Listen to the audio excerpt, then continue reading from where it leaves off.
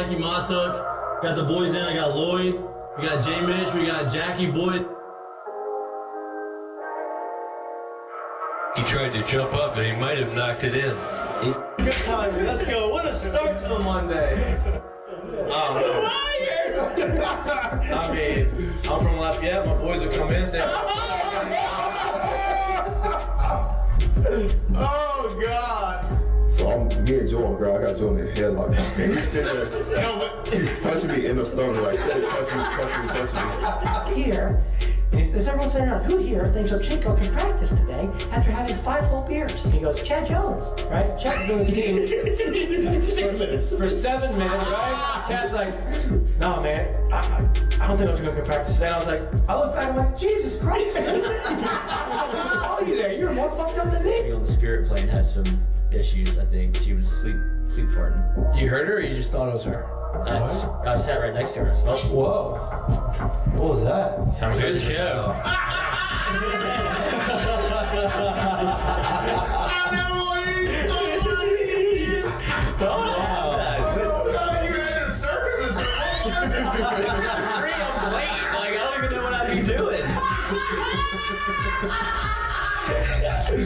Now, when you do go to spring training, are you going to bring your chinchilla and your turtle? My dad tell you about it? The SEC is, God, they hate fat people. I mean, I get... Hey, just the South, bro. You got a bunch of food down here. Like, they should all Players, look at Lloyd. You know what, Lloyd? You're looking for a recruiting coordinator, coach. I'm here.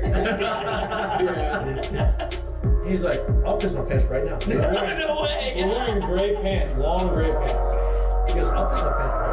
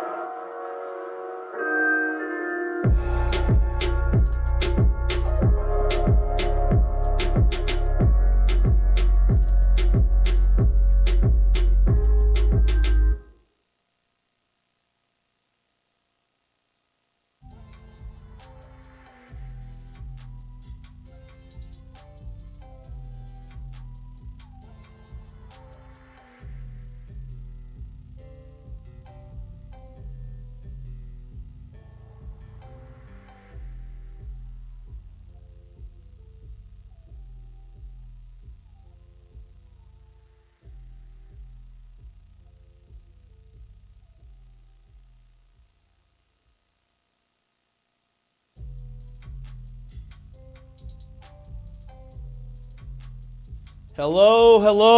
Welcome back to Mik'd Up. Today is Monday, October 21st. The behind my back thing's not working. Oh, I tried it. It's Monday, October 21st. Big show. Welcome back to another episode. Another day in the life of Mik'd Up. Lloyd coming back from his road trip. Gallivanting around Fayetteville. Yes. Big weekend. Perfect. Calling them hogs. Did you call the hogs? Oh, we tried. Didn't know what to do with it. Yeah, he's Tiger Bay, the hogs. They didn't like it. You insert yourself right in the middle of Arkansas deep inside culture. You know, you're at bars, you're hanging out. It was great. You put the party box sticker right in the middle. You telling me Lloyd went to Fayetteville and partied? No way. No way, huh? You wouldn't believe that? That was very tame. You put the party box. I assumed the crowd you're with would make you tame. Yeah. That would be a tame crowd. But I'm glad you went and had fun. Your boots on the ground for us. I appreciate you doing it for the show. That's why you did it. Yeah, absolutely. We had to get some content. But we have a lot to talk about. Obviously, a lot to talk about that game in particular because that game was awesome. And obviously, LSU comes out with a 24-point win. Probably the most impressive, complete from start to finish victory of the season. And even with that said, feels like there's a lot more to be had from this team. Defense obviously played their ass off. Best defensive performance they've had in probably 3 years, maybe longer than that.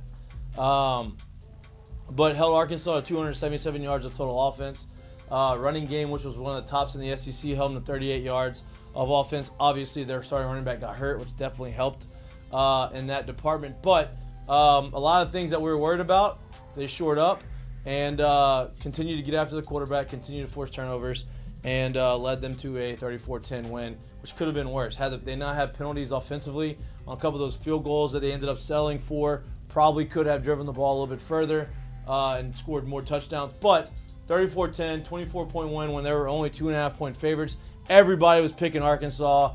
Trap game. Everybody's talked about it. Everybody heard about it. They go out there, take care of business, 24-10. So, fired up to talk about that. We're going to, 34-10. What did I say, 24-10? 34-10. Won by 24 points. There you go.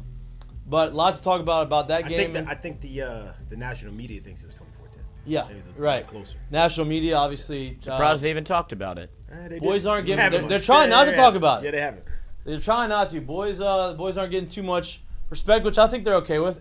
They're ranked 8th in the AP, 7th in the coaches poll. I think they're fine with where they're at. Obviously, they go on the road, top 15 matchup against A&M this weekend. A&M is doing basically the same thing LSU did, except their first loss of the season probably looks a little bit better. LSU's season up to date looks a little bit better than Arkansas as far as who they've played so far in the SEC. Both teams lost their first game of the season. Both teams have won 6 straight. Both teams are putting themselves back in playoff contention. This is for the lead, the number 1 spot in the SEC after this weekend. So it's going to be a big game. Obviously, LSU, Texas A&M has become the rivalry. They don't really like each other.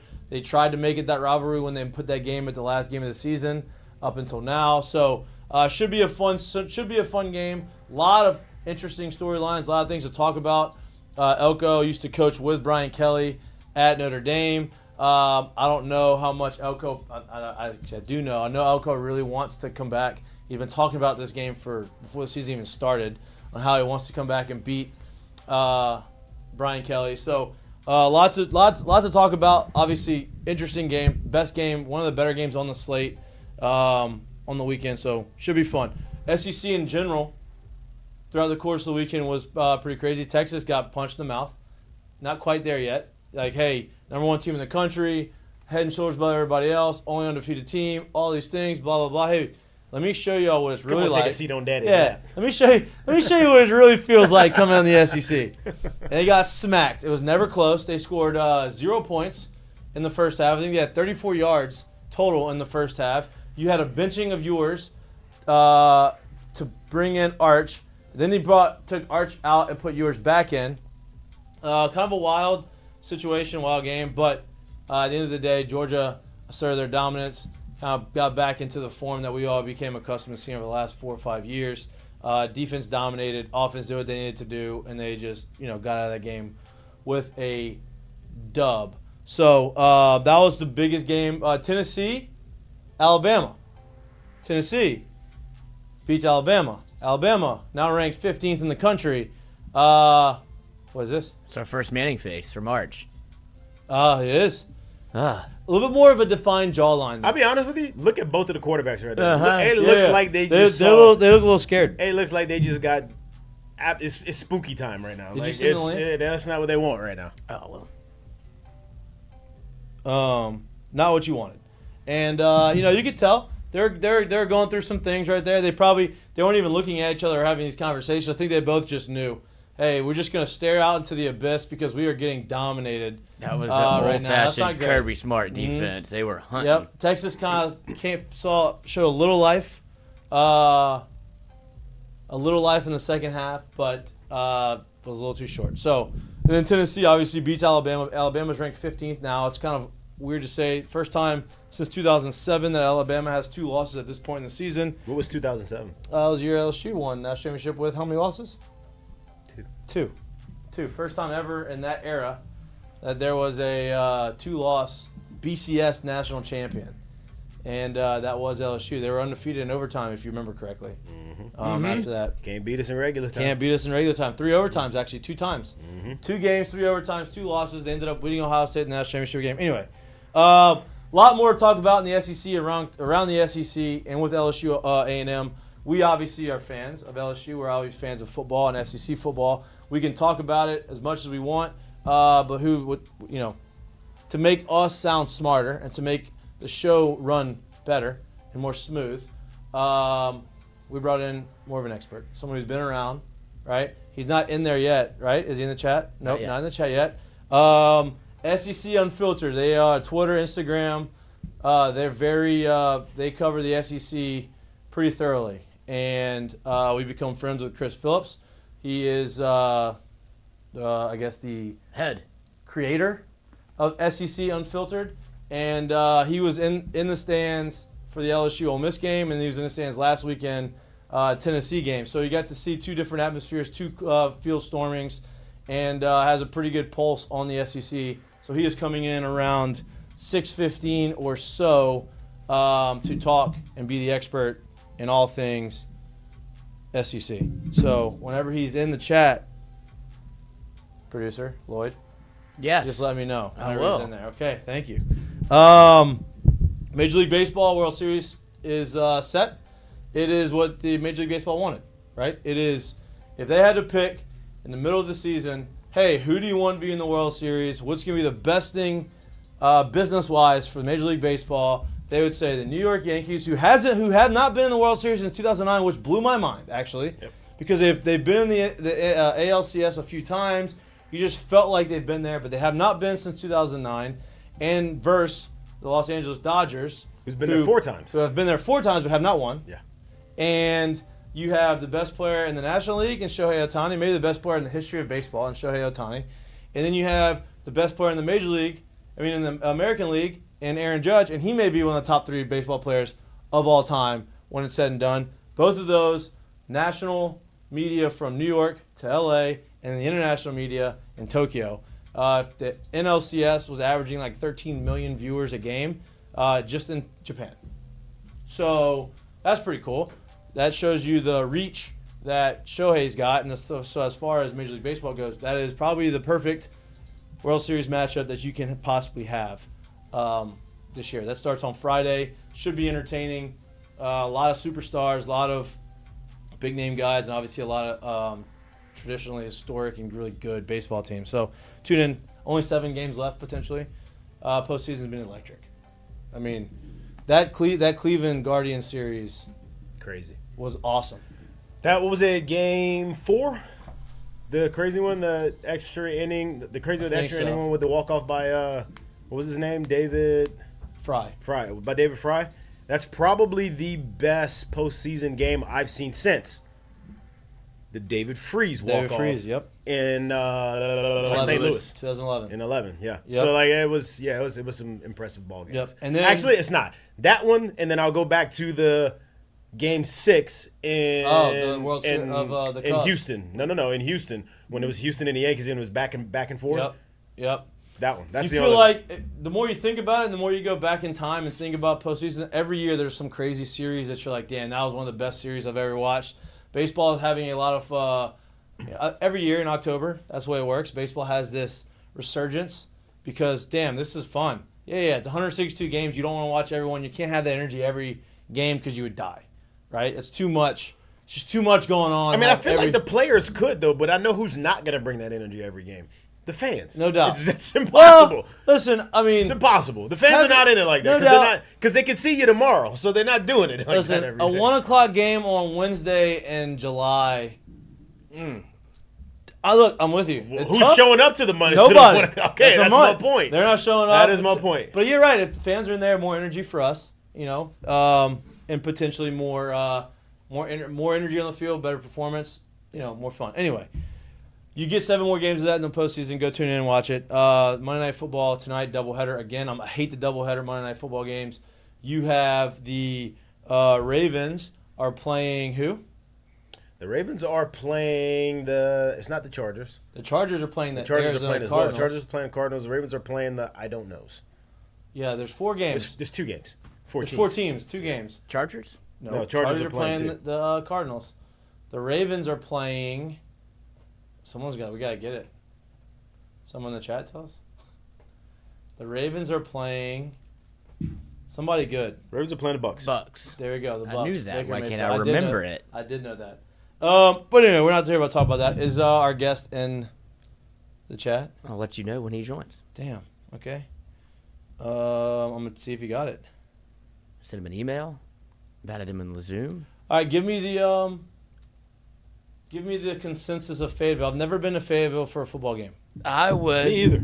I So go would. ahead, yeah, speak to us about it. Yeah, I've only been there for baseball, which was nice. Yeah. They have the diamond. What do they call it? Diamond dogs, diamond dolls. Whatever they were. They're great. They were on my dugout. They're on the dugout. I don't know, whatever they were. Yeah, but the baseball field is kind of like right where it's all kind of compacted in a little bit. You have to take a shuttle to the football field, but where we parked the RV, baseball field right across the street. So, and that thing was in peak form. That's where you know in the SEC when there's still water in the baseball field, No taking doubt. care of it.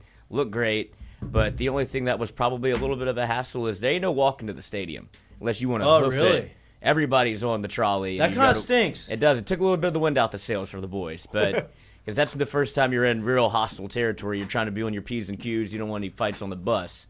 But other than that, it was a fantastic trip. Like, shockingly fun. I didn't know what to expect from Shockingly, Fayetteville. that's kind of an insult to the people you went with. No, I'm talking about the Fayetteville in Oh, itself. okay. I knew we were going to have a good time. We went to Vanderbilt and had fun. Okay, But Let's make it- sure. Well, it- I mean, it's Nashville. I mean, Yeah. How can you not?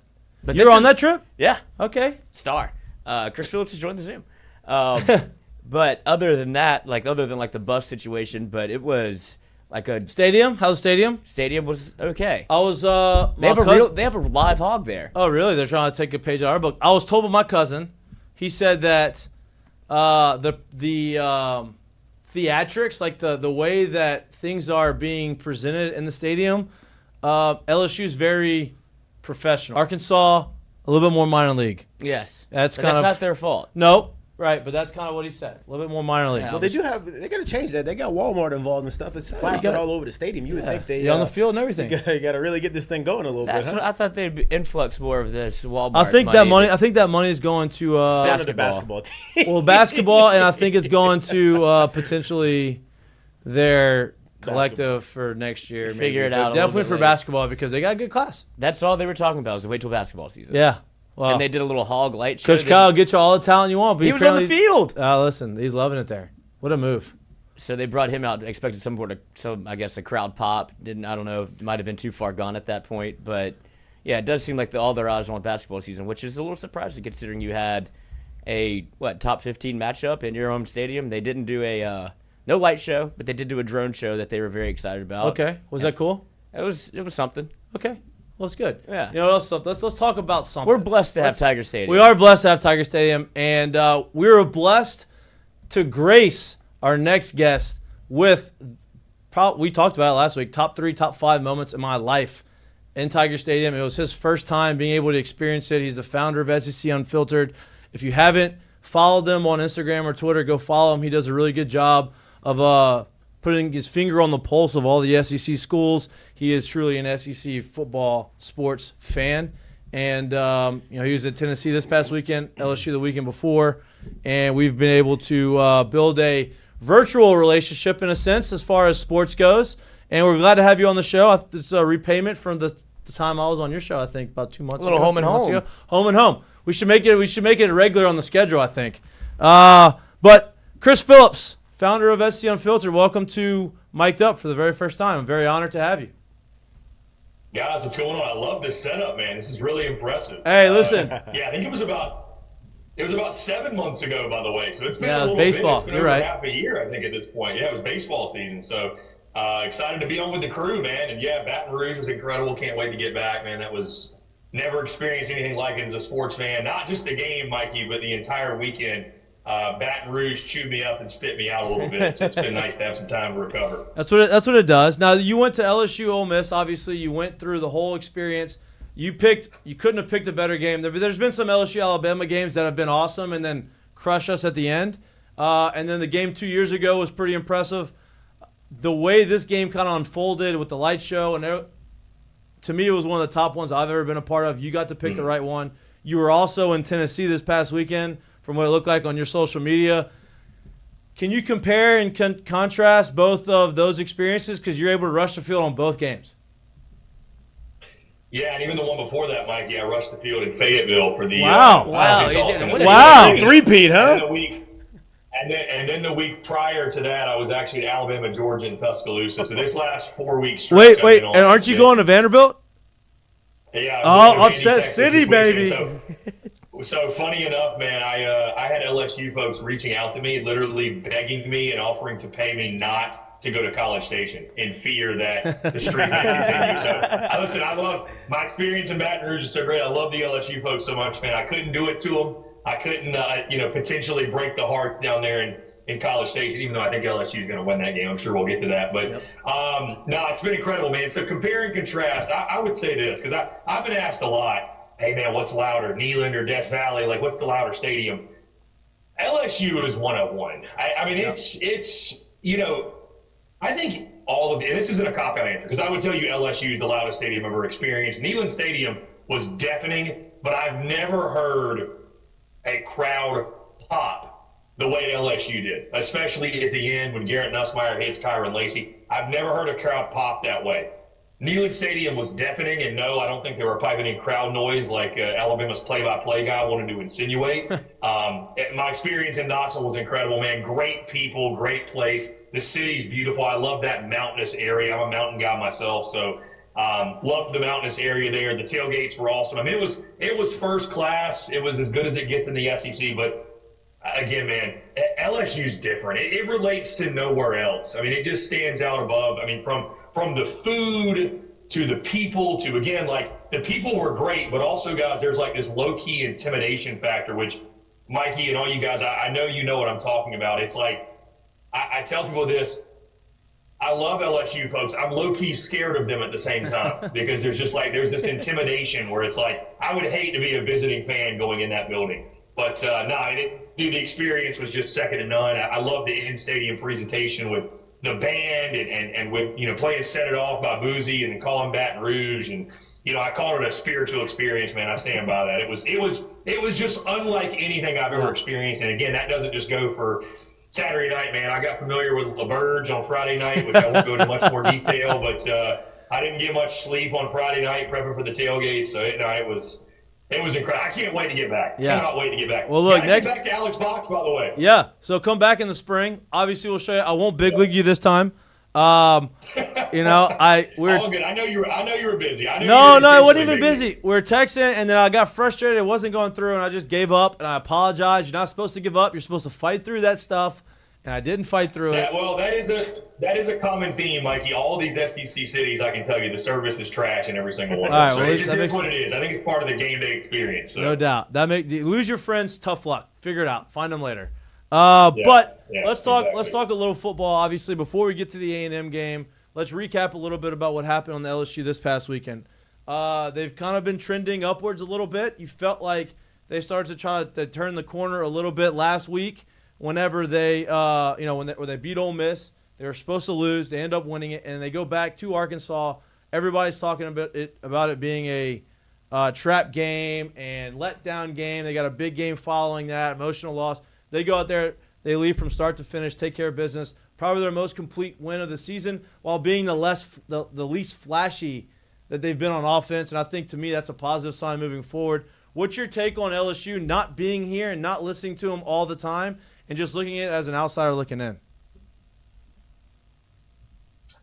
Yeah, I thought LSU was wildly impressive in that game. I thought, to your point, it was the most complete performance of the season. I love what Blake Baker's done with the defense, man. If he's not the Broyles Award winner, I don't know what they're doing in regards to giving the award out. So the way guys are flying around the football, 11 hats all going towards the football, I think just the overall culture shift on that side has been so noticeable. I felt good about LSU going in that game, guys. I mean, again, like you mentioned, maybe it wasn't their best game offensively, but I just thought, from a complimentary football perspective, I thought it was the most complimentary game LSU's played on both sides.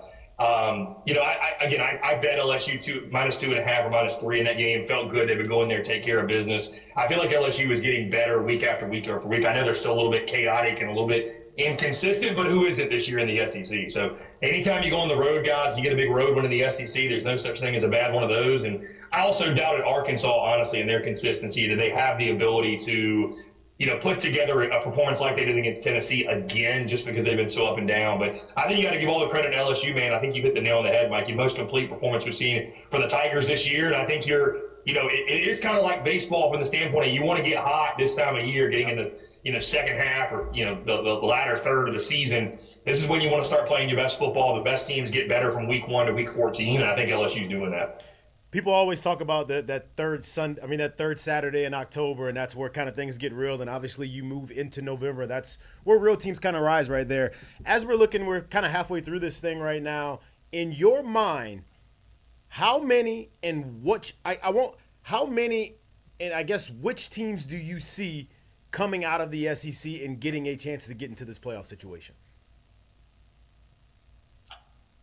Yeah, I mean, listen, right now, guys, I think the demise of Georgia was greatly over-exaggerated, so I think you got to start with the dogs. I think Texas is still right there in the thick of it. I think LSU is obviously right there. I think Tennessee, Alabama was essentially, I don't know if playoff eliminator is too strong, but I think Tennessee obviously has the upper hand right now. I mean, Texas A&M is in the mix. If we're talking about teams in the mix, I think we've still got about 6 or 7 teams that are firmly in that mix, but A&M is right there. Obviously, this game against LSU this weekend going to go a long way. I think they've still got SEC championship aspirations. We'll see how deserved those are after this weekend's game takes place in College Station. Beyond that, I mean, Ole Miss is hanging on for dear life. I would say they're probably going to be on the outside looking in. I think Missouri, same thing. I just think with the way they're playing, they're probably going to drop another game or two. So, those couple that I mentioned, I would say that's kind of your upper echelon, top of the SEC right now. And again, Alabama technically is still in it with the way they're playing. I find it hard to believe, again, with what they've got left in their schedule as well.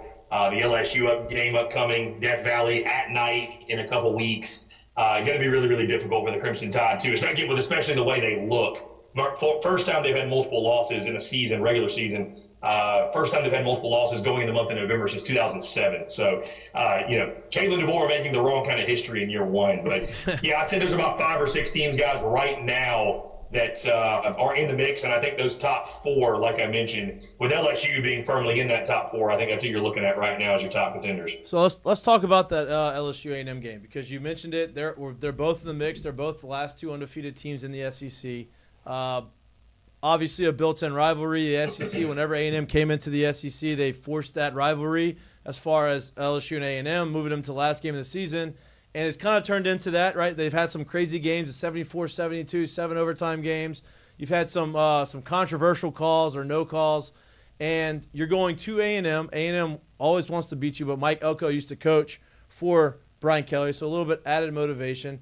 Doesn't feel in my mind like A&M has kind of been overlooked since. They lost their first game.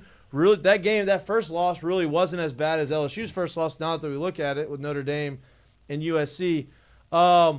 But they haven't really been challenged yet in their season, right? Missouri was their best team, but Missouri has kind of shown themselves to be frauds, not really that great. What's your feeling on A&M, and what's your take on the weekend and how it's going to shape up? Yeah, so guys, I'm a little bit more of a believer right now in LSU than I am Texas A&M. Texas A&M, I'm still sort of wait and see year one on Mike Elko. I mean, I like what they did, obviously. I think we're basing a lot of how good we feel about A&M off of that blowout win over Mizzou. And I look at that game and I say, is that who Texas A&M really is, or was that just kind of a one-off? I think LSU is going to be a challenge unlike any they faced this year. I know they obviously had that game against Notre Dame. That was a Notre Dame team that lost to Northern Illinois just a few weeks later. They get the 10-point win at Mississippi State. Ho-hum, no big deal. Connor Wigman, I thought, was okay in that game. Not great. Guys, I like LSU in this game. I really do. Now, listen, the whole, majesty of Kyle Field, it being a night game there, it's been a house of horrors, it seems like, for LSU at times. Been a really tough place to play. I totally understand that. And, listen, crazy things happen on the road in the SEC. Certainly, it's not a game that, A&M can't win. I mean, I think they're favored to win the football game. But I like LSU in the game. I feel confident about LSU in the game. Big thing is Garrett Nussmeier, avoid those costly turnovers, those costly mistakes, right? I mean, I think that Garrett Nussmeier is one of these guys, plenty of quarterbacks like this, but as long as he keeps his floor high, we know what the ceiling is. Like, as long as the floor isn't detrimentally low. I was at that game in Columbia, South Carolina, where LSU, found a way to win that game, but he had a couple mistakes, and I think all LSU fans would agree that sort of got away with, that they could have ended up costing that ball game. So, he's got to be able to, and again, he even made mistakes against Ole Miss, and I think the defense bailed him out. I think the defense, Blake Baker and company, I feel good about them giving Connor Wigman some trouble. I think LSU can win some one-on-ones down the field with their wide receivers. LSU's offensive line against that Texas A&M front seven is going to be a fantastic showdown to watch. It's going to be good on good.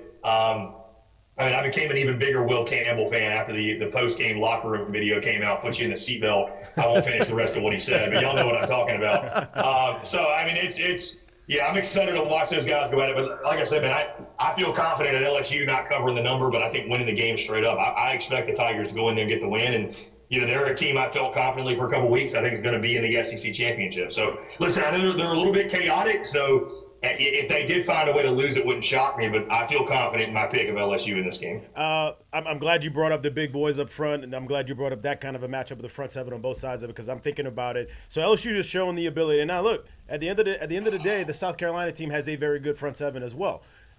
But LSU's shown the ability to go on the road, to get down and win early. They've kind of also shown the ability to kind of get pushed around a little bit early in the game like they did against Ole Miss and actually find a way to do what they need to do. This is, again, another step up in competition, and I would imagine that someone like Ole Miss is kind of giving away the blueprint of things you need to be able to do well to be able to stymie this offense and or stop this offense. Going into Kyle Field on the road, which I think we would all say, I don't care how good or how loud or how good of an environment it is in Columbia, this is a different place. So going into that place at night, playing them there, how important do you think it is for LSU to either be able to run the ball early or use that short passing game to really get the ball moving early? Because this isn't a place that you want to play behind the eight ball where they can be as loud as they want to be.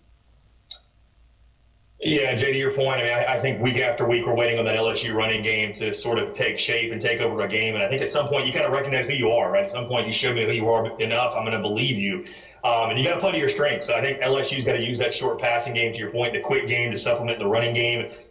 Get Caden Durham involved where you can in spots, Caleb Jackson, Josh Williams where you can in spots. But, for whatever reason, run game is just not a strength of this football team. But again, you can supplement it with quick game. From there, you've been excellent in pass pro. Get yourself in obviously some second and manageables, third and shorts. Get yourself in a place where you can utilize the entire playbook and keep Texas A&M on their heels. You know that Mike Elko and company are going to come with a good plan. I mean, A&M is going to be fundamentally sound. They're going to be presenting a good plan, firing at LSU. I expect them to be aggressive in this game as well, but I think that's going to leave LSU with some opportunity to win some one-on-ones. Like I said, Kyron Lacey, that fantastic group of wide receivers on the outside. I think they're going to have opportunities to win those matchups down the field. And, Garrett Nussmeier, again, has just got to be smart with the football. There can't be any panic. We saw him on the road, like you mentioned, in Columbia. There were times where it was just too much panic.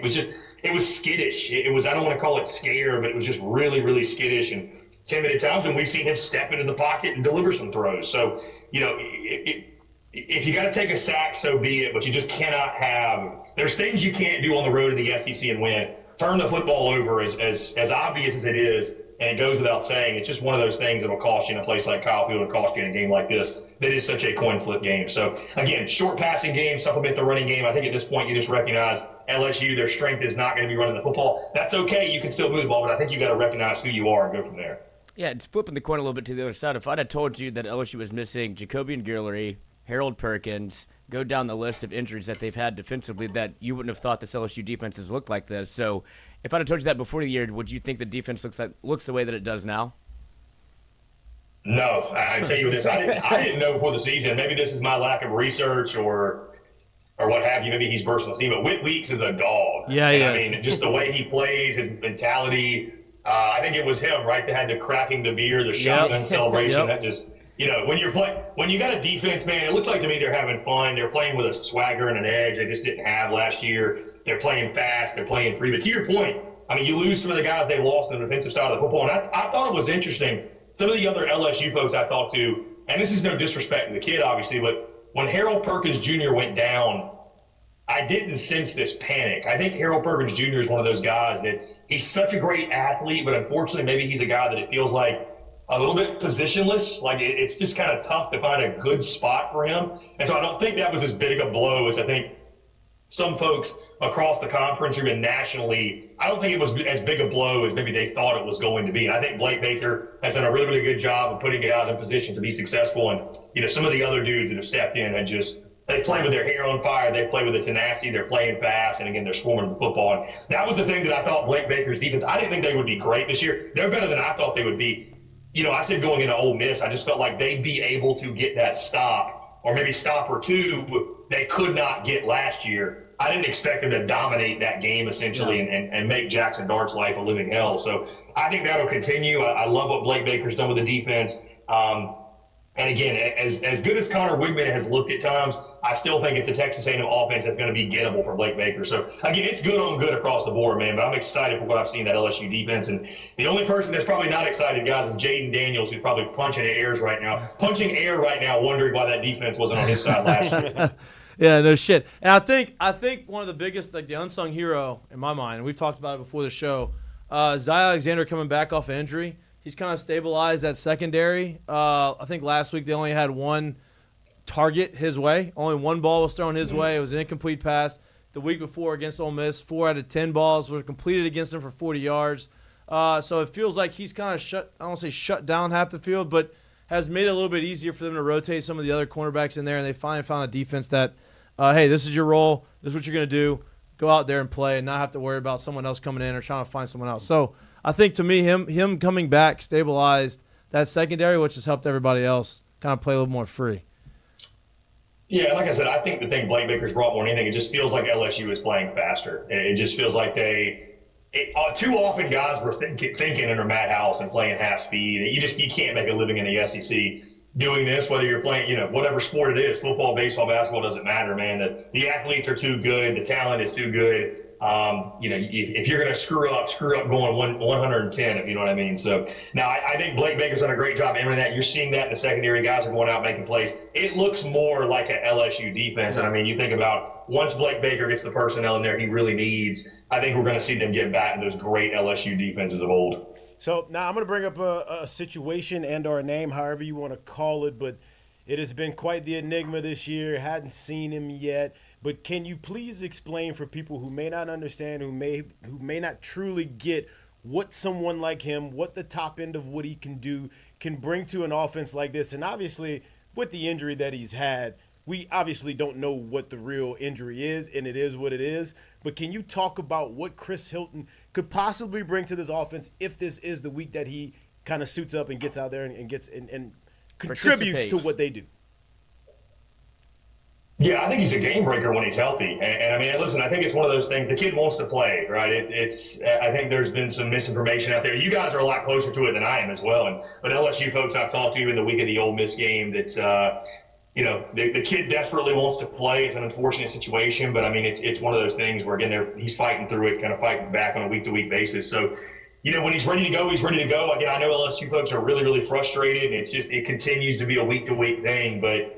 If he could go, he could go. You guys have been college athletes. I was a college athlete. It's nobody sitting out on purpose. I mean, you're not protecting any draft stock when you need to put some stuff on film to even get drafted in the first place, I can assure you. So, again, for the LSU folks I talked to, and again, y'all being really close to it, the injury stuff, it's unfortunate. I'm excited to see when he is ready to go because he's going to be a game breaker on the outside for LSU. And I think you're already good at that spot. But once you add Chris Hilton in there, I mean, I think LSU's receiving corps, it's going to be one of the best in college football, I think, at that point. Chris, I appreciate you. I told you I was only going to keep you for 20, 25 minutes. Kept you a little longer. Before I let you go, this weekend's got another pretty good slate of SEC football games. Who else do you like? What other matchups do you like coming up this weekend?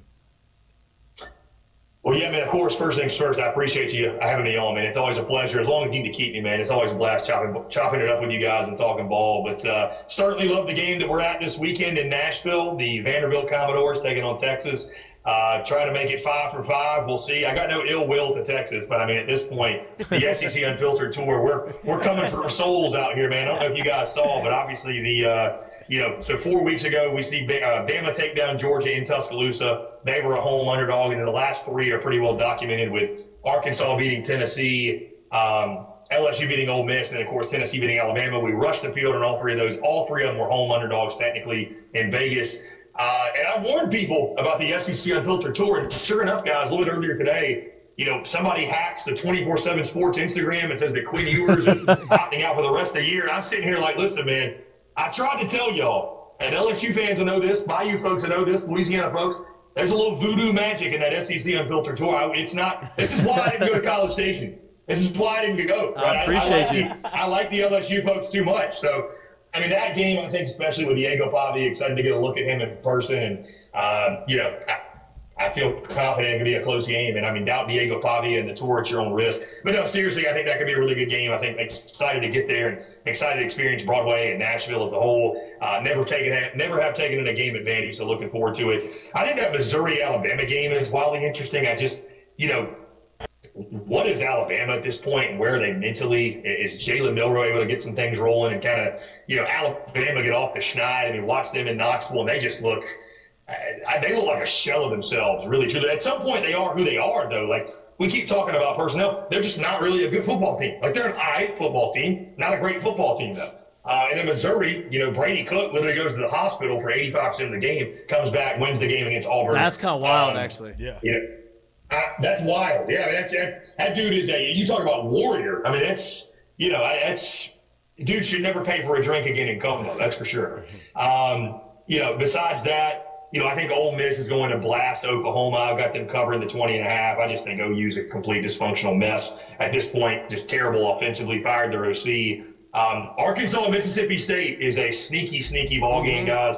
I've got Arkansas in the game, and I think State, good chance they cover in this game. That game is always competitive. So, listen, the SEC is wacky, wide open. College football is as drunk as it's ever been, and I'm enjoying every second of it, man, because like you guys especially, it's great for content, and it's one of those things where you love it until it happens to your team. So, it's fun watching from afar and just taking it all in and experiencing it again. We'll see if the voodoo of the SEC Unfiltered Tour continues in Nashville. Hey, I tell you what, if it does continue, we may be a little late jumping in on this, but go ahead and send us your schedule. We're going to just start chasing y'all the rest of the time. Yeah. Please.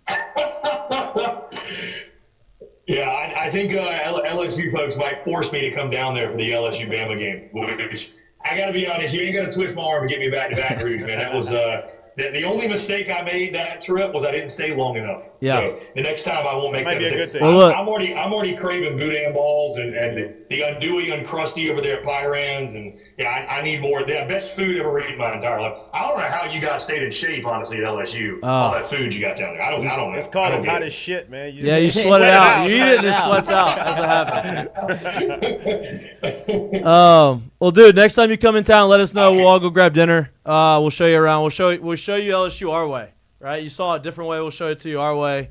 We appreciate you, dude. We'll have you on again. Enjoy Nashville. Broadway is fun. Broadway is a great time. I hope they win. They bring the goalposts into the water again too, so you can experience that. But appreciate you, dude. We'll have you on again. I'll help them carry it out there. Boys, appreciate y'all, man. We'll do it again soon. All right, man. Take care. There he is. Look at that. That's a lot of orange. You don't even see any of the other color in there. Yeah. I mean, when Tennessee's right, they do have a very big stadium with a lot of people in it. They do. It's a big stadium. I'll be honest with you. The only time I ever been there was the stadium's big. It's a cool stadium to be in.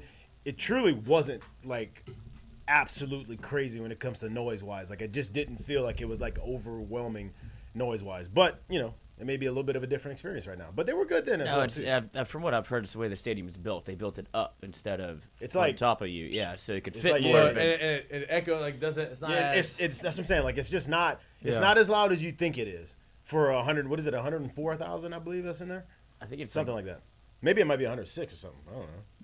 I know it's over 100. Either way, it's not as loud as some other places I've been. Right. Well, I've never been there. I've actually never been inside of. Was it Neyland Stadium? I've never been inside of it. It's actually where I got hit the hardest at too. Really? Yeah. Who hit you? Eric Berry? I don't know. He was some linebacker. Was Eric Berry there? Yeah, he was there. Yeah. Mm-hmm. Scared of horses. He get hit though. Yeah. He was not scared of contact. I can tell you that. All right. We talked a little bit with him about the game. Let's talk about the game this past weekend with us. You were there, Lloyd. You watched it. It's a different viewing. Experience from the stadium compared to TV, right? You watch it in the stadium, and you go back and you rewatch it, and it always looks different because you're a lot closer. Obviously, you get the commentary. What did you see from the stadium? What did you like from the game as far as not hearing anything they're saying, not knowing anything other than just what you see on the field. I'm pretty locked in when I watch these games, just because you have to be. And we had great seats. We're in the LSU student section, so right behind the band. But you could see we had one end zone where you could obviously see very well. And then we were high enough up to you could see kind of the all 22 of the field. So from my perspective, and I heard, little birdie told me the booth was not great for the LSU Arkansas game. That the guys in the booth may have been slanted a little Arkansas. So what do you mean? That's what I heard, that the people that were calling the game in the booth were not too happy anytime LSU did something great. They really wanted to see Arkansas prevail. Did you notice that? I didn't really notice that. I thought they were very. I mean, truthfully, I thought they just didn't know the league very well. Mm-hmm. So they just, I've seen those guys. I've never seen them call LSU games. Not LSU games. I've never seen them call SEC games. I'm not saying that was their first one. I don't think that they were very versed in what goes on in the SEC. Not my favorite. Like, not necessarily because they were pro Arkansas, but didn't really love. Just wasn't entertaining me. It wasn't great. I'm not and that's a hard job. Right. I'm not. I just heard that it was very much. Wasn't great. It was slanted towards the Arkansas way, where they're, especially the Sage Ryan call, some of the things that went LSU's way. I don't think they were thrilled. But not having listened to it, I was thrilled. And the thing that I think that I noticed the most is Nussmeier does make it great game. I think some people say he didn't play well because he didn't have a touchdown on the sheet. But there's one or two throws that obviously he put in harm's way and that you got lucky that were dropped.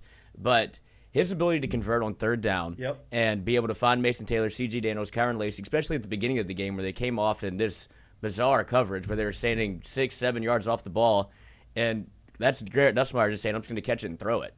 And to be able to get your offense going like that, be able to score in your first possession with the penalties that happened, which need to be cleaned up a little bit. The center, quarterback, false start, whatever's happening when it's like a fake snap that's happening that pushed you back a good bit, but then you're still able to score with Caden Durham in the run game. That's where I'll disagree with Chris a little bit is I think LSU's really found something with the run game, and that's what's kind of changed the way that you run offense at LSU. It's made them multidimensional, and it's made Nussmeier's job a lot easier. But from a stadium perspective, obviously that's what they wanted to credit the false starts to, but it was loud in there. I didn't think it was very loud, but this is me coming off LSU Ole Miss, where it was it was pandemonium. What do we think the issue is with that? Right? Like, they didn't have any of this issues the last couple of years. What do we think the issue is with the false starting? Is it the new center? Is it having a new center? You got it. One, you got a new center. Two, you're on the road. And you have on the new road's cadence. hard. So the cadence is, it's understanding that stuff. I mean, I'm not. It hasn't been like they've played 7 games now. If this was something that we have seen going on literally week in and week out. Yeah, we have. We've seen not it like that. 3 or 4. Yeah, not like that. On teams, but I mean they've have a lot of false starts. Not like that. All I'm saying is you're going to see it. I'm not surprised. It gets loud. Things go on. At the end of the day, it's probably something they just need to put a little more they need to pay attention to it a little bit more in practice and stuff and how they go about it and what they're doing with it. But it's not something that I look at and I'm like, oh my God, this is killing. It's football.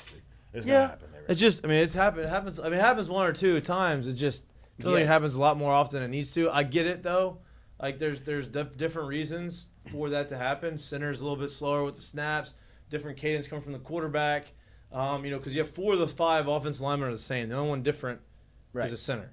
So that has to have something to do with it. But it's kind of bizarre. Yeah, but Brian Kelly talked about that today, and he said it's not all on one player. He's not blaming it all on DJ Chester, which is smart. As a freshman, you don't want him to think that way. But he said it's more of it's on everybody, where you have Nussmeier now has Sloan in his headset, so he's trying to get that organized, and he's talking to the wide receivers quite a bit, trying to get everybody organized.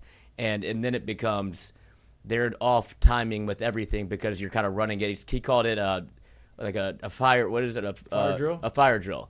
And so it feels like a lot like a fire drill where you're running it down to the clock, and he's trying to snap it so you don't get an infraction. And that's just kind of what that snowballed Saturday. So I guess he's saying it could get better. That was I say it happens a lot. That was the worst game, right? Like that was the worst one in terms of false starts.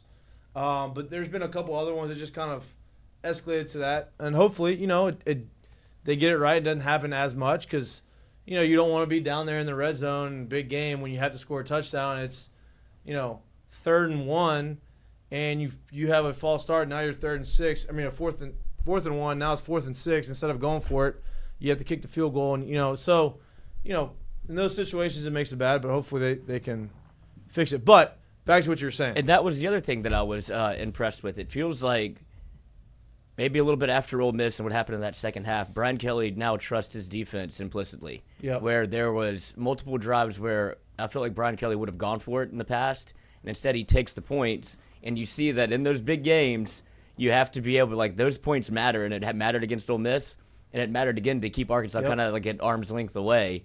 So LSU was able to kind of pull away as opposed to being in a game where it would have been 7-7, and instead it was 13-6. See, you're saying maybe he trusts his defense. I will start believing that he's trusting that defense when he stops taking the damn ball at the coin toss. So, like, and I get it. Like, these are the kind of things that need to happen. I would imagine for someone like him to start seeing these signs, to start seeing these kind of stops, to start seeing these kind of defensive performances, for him to be like, you know what? Especially while I'm at home, I'm putting my defense out there first. Yeah. I'm going to make sure this crowd gets into it. And I'm going to make sure we play behind that and we use that to fuel us what we're doing. Yeah, I wonder if I wish you could figure out what he did when he was at his other schools, right? Like, was it always receive? Or was that something he changed because he was here? Wilson Alexander did a great breakdown of this earlier in the year. I can find it, but he wrote it all for The Advocate, and it's been back and forth. So you didn't read it because you had to pay for it? No, I know a way around that. Oh, so I read it. So what I don't think any coach had the I don't. If I had to guess, there isn't any coach that, as they go through it, if you go over their career, it's literally just 90% one way and 10% the other way. I think a lot of these coaches look at it. Who do I have? What kind of team do I have? Right, What do I have to sure. do? So I think that's something that he's kind of looked at here. Where, let's be honest, in his first 2+ years here, for the most part, the defense has been the liability. Right. So he's tried to get ahead of the A-ball and score first. He's tried to get it ahead of the A-ball and say, I'm going to go for it on these 4th downs and do this. For sure. It has not really worked a ton in these big situations or these big games, but maybe that ball's turning at this point right now. Yeah, won't have to do it near as often. Yeah. Yeah, that's what I think it was. He continues to say he wants to start fast, and so that's his. Yeah, but spin. start fast could mean literally 3 I and know, out. I Exactly. agree. So, but that shows you he probably didn't believe that before, honestly. Yeah, so that's where he continues to hang his hat. It's to start fast. He wants LSU to go up 7-0 or 3-0. But I agree with Jared because at the end of the day, Arkansas almost did this to you where they almost get a score at the end of and then you get the double whammy because they did score it to start the third quarter, and that's where LSU was.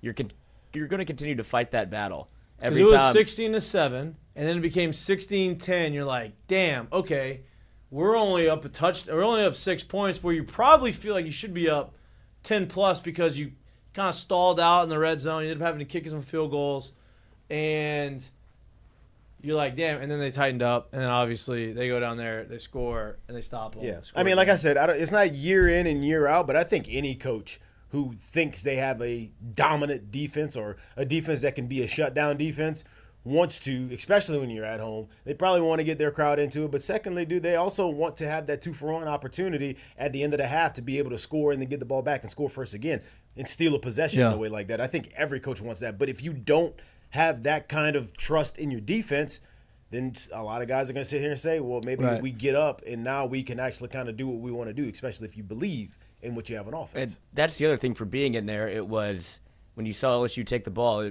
that puts the crowd immediately into it because what are you going to do on defense? You're going to stand up and cheer as opposed to offense. Everybody settles in a little bit. The crowd's not as into it as opposed to like you're immediately just going to yell whenever the offense is on the field. So those are the things that I'm interested to see where Brian Kelly goes moving forward because even Ole Miss, like you had a crowd that's going to be there that was there at full throat. You make them sit on their hands because you want to take the ball first. So I think there's just more than, while the analytics obviously say to kick it and get the ball in the second half, it's like also you want to play to the crowd that you have. Right. So a couple little takeaways from that, and I think C.J. Daniels is massive. Massive. He's a great. You need to have a chain mover. You need a guy on third down. You have 2 of them, right? You have him, and then you have Mason Taylor. Both those guys, I think, Nussmeier is completely confident in no matter what the situation is.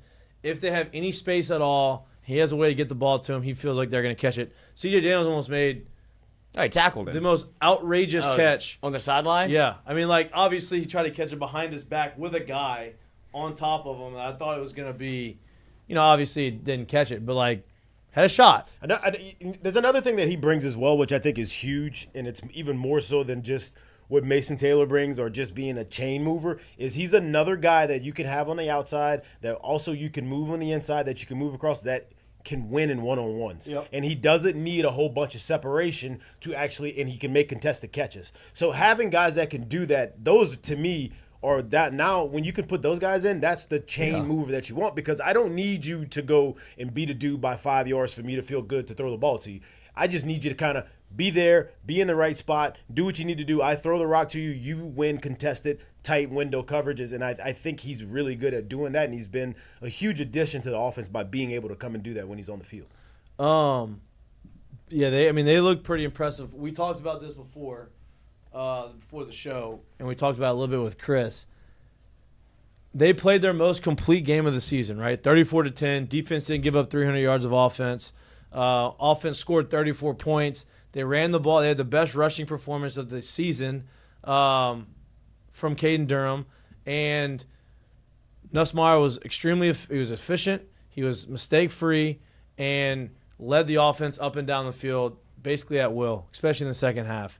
But it still felt like, okay, you're watching the game and you don't feel like they're dominating, and you look at the score and it's 34-10. You're like, to me, that's a great sign. And we talked about that. You talked about that a little bit. You want to speak on that a little bit more, go more depth about why you think that's a good sign? First off, to be able to stay the way they've been able to stay in games in the first half, whether it's you're leading or you're behind, however it goes, and then to go into the second half and make adjustments.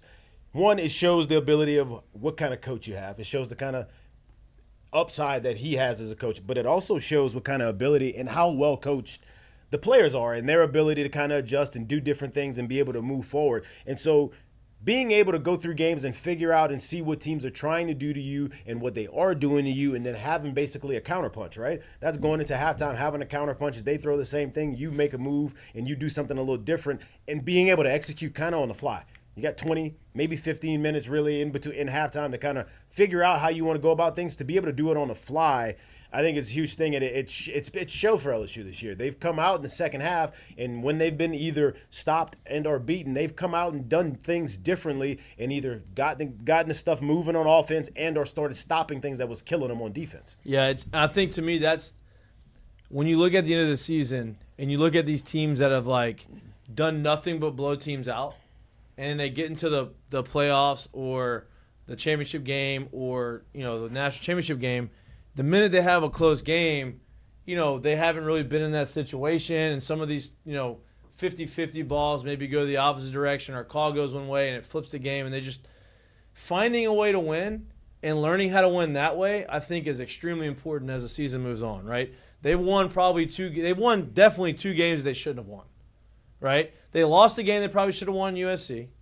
They beat South Carolina, which they should have lost. They probably should have lost that game, right? And then they beat Ole Miss, where Ole Miss dominated them on the field for the majority of the game. Now, they made the adjustments, and they figured out a way to win, which is, to me, the most important thing because you won, right? And now you're starting to put together the consistency on defense, the consistency on offense that you've already had, but now you're not trying. You don't need to, hey, we don't have to score 50. We don't have to go out and try to force all these tight window throws and try to move the ball, because now it's okay if we punt because our defense is going to be able to get them to punt. So now you've already figured out how to find ways to win, and now you're putting it together. To me, that's a great sign moving forward, and you're going to get put to the test again this weekend against A&M on the road, top 15 matchup. A&M definitely does not want to lose to LSU, right? A&M fans are weird. A&M fans hate LSU. A&M fans, it's a different fan, right? It's just a weird, different fan. And it's never fun whenever we lose to them. And they've always been competitive games, and they're in a situation similar to what LSU was a couple years ago. Yeah. New coach, brings in some guys, changes the culture, and has them competing first year in there. So, and when you talk about teams that have played close games, Texas A&M is right there with LSU. They've been in every game that they've played. I think they have one blowout throughout the season, but everything else has been earned. Right, but you look at that, you say that's good. They figured out ways to win, but then you go look at the competition that they've played, and you're like, well, the competition wasn't as stiff. Maybe some of those games shouldn't have. Bowling Green probably shouldn't have been that close. Mississippi State, which Mississippi State's played a couple teams close. They've gotten better. but they're winning games. They aren't supposed to be where they're at. They're playing well. But if you look at their numbers, they're like kind of middle of the pack of the SEC and everything. Here's what I mean. When I look at them too, look, don't get me wrong. I think it's a big thing. You become battle tested when you win close games and games that just aren't going where it's just you blowing out everybody. We figured that out. We've seen that with Ole Miss where they were not battle tested, and when they got battle tested, they got smacked in the mouth a little bit. This team is battle tested, but the problem of it is when you look at it, you look at the quality of the opponents that they faced. You got Missouri at home. Right? You feel like, I don't care who you are, you feel like you're protecting home field, you're going to do what you need to do. They won that game with flying colors, so they played great in that ball game. But you also lost at home to the Notre Dame team who lost to Northern Iowa. Or Northern Illinois. Northern Illinois. So the quality hasn't been as good, but that's where I start to feel a lot better about this LSU team because of who they've lost to, because of the teams that they've beat, because of the way they've won some of these games as well. I think this team is battle-tested, and when you start becoming battle-tested, you start becoming a lot more confident. When you start beating teams that you didn't have any real business, quote-unquote business beating, or that teams that you were the underdog in these games, you become a lot more confident in things that you're doing. And you're seeing that in the most, I guess, visible key of them seeing that. Look at the way the defense is playing right now. No doubt. And they have, you feel the confidence, like you can tell in the interviews, you can tell in the way they're flying around on defense, you can tell the way they're celebrating. Like you feel like, you got Whit Weeks tip intercepting the ball to himself like Tyrann Mathieu did, right? Yeah. Like, you have them making these plays that you're like, wow, we hadn't seen that in a long time, right? Like probably since 19. And even 19, you gave up probably more points, but that was product of the offense scoring every 2 seconds, it felt like. But you're seeing that confidence, and I think that this is a big game because your confidence is doing this, and you want to go out and you want to continue to compound on that, right? You want to continue to grow and win again, beat another top 15 team, assert your dominance, play really good defense, and then at that point, it feels like they go to a whole new stratosphere.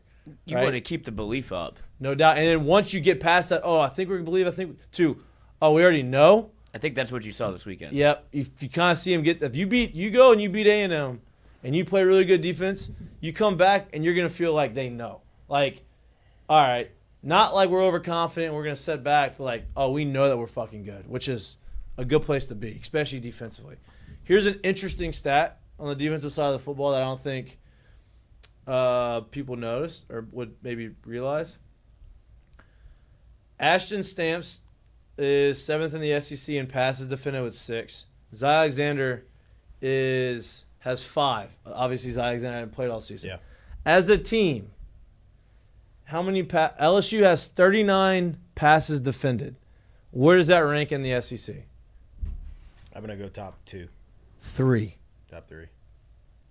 It's pretty good for having a much maligned secondary, for having a secondary that we don't feel like was giving up some big plays and still at the beginning of the season gave up some big plays, to be able to have a staff saying, hey, we've defended 39, which just means batted down balls, right? It's pretty good.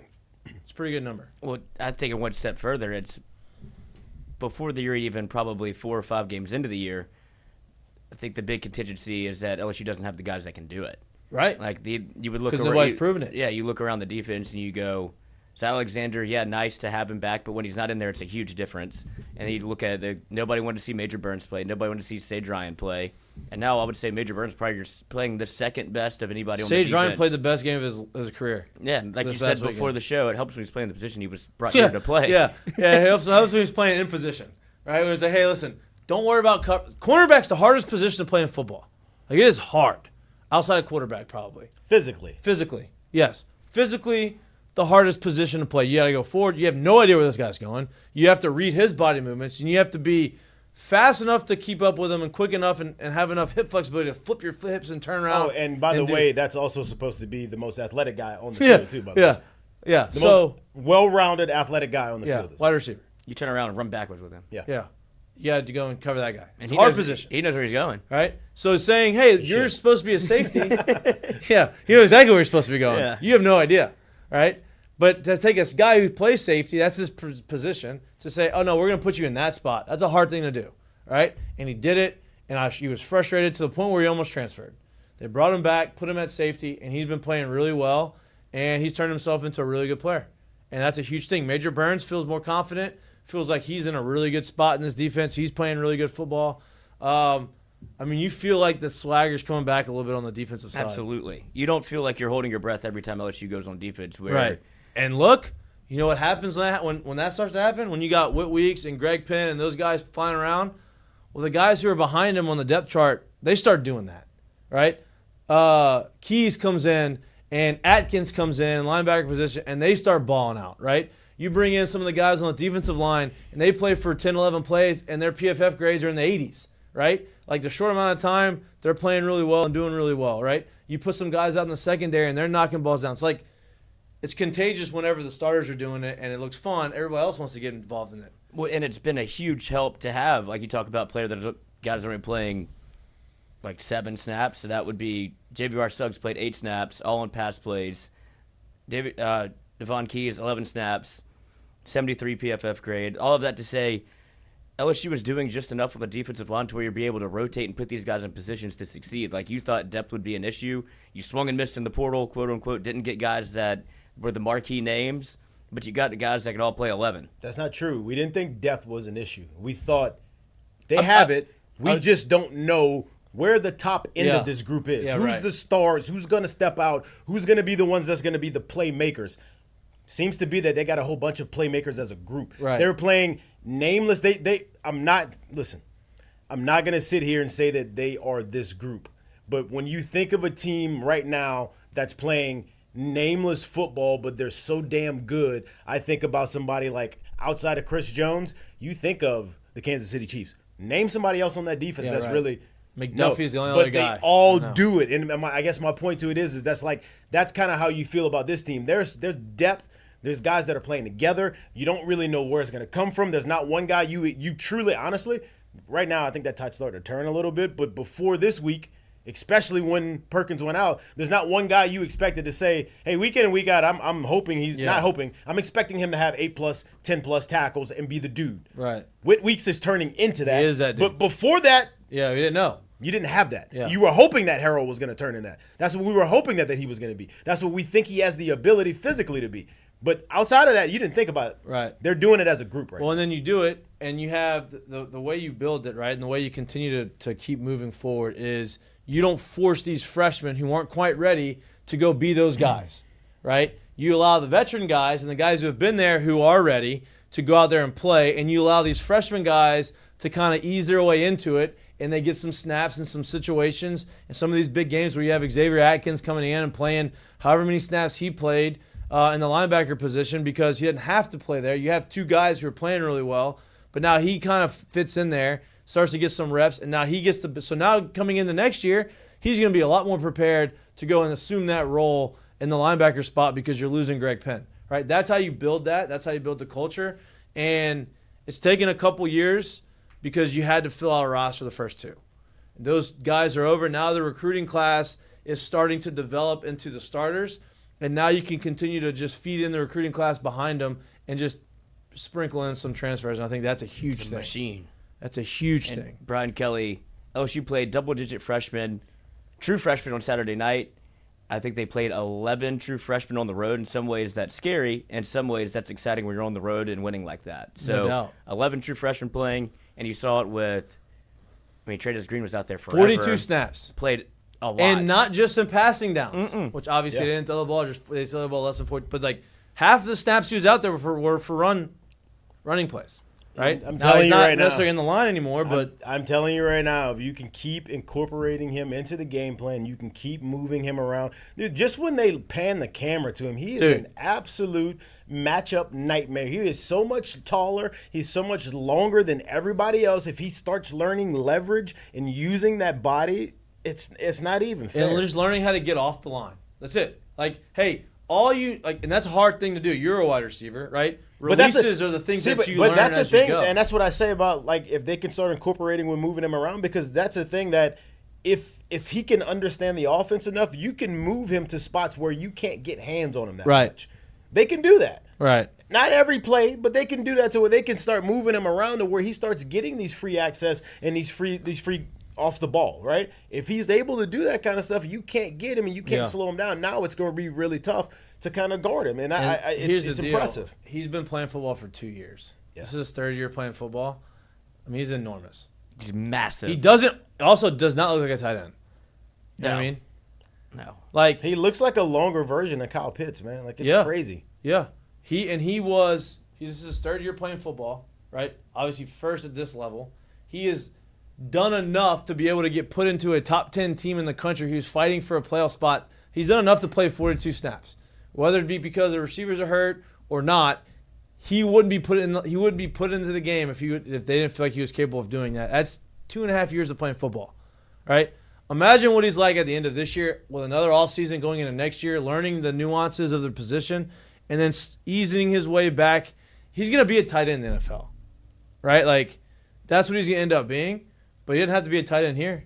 There's tight ends in the NFL that are quarterbacks in college. Philippe Franks, still playing. Wide receiver / tight end in the NFL. Travis Kelce, quarterback, tight end, right? Like, the badass tight end for Vanderbilt, quarterback, tight end. So, like, he's going to end up being a tight end, but what they're doing with him right now, I love it.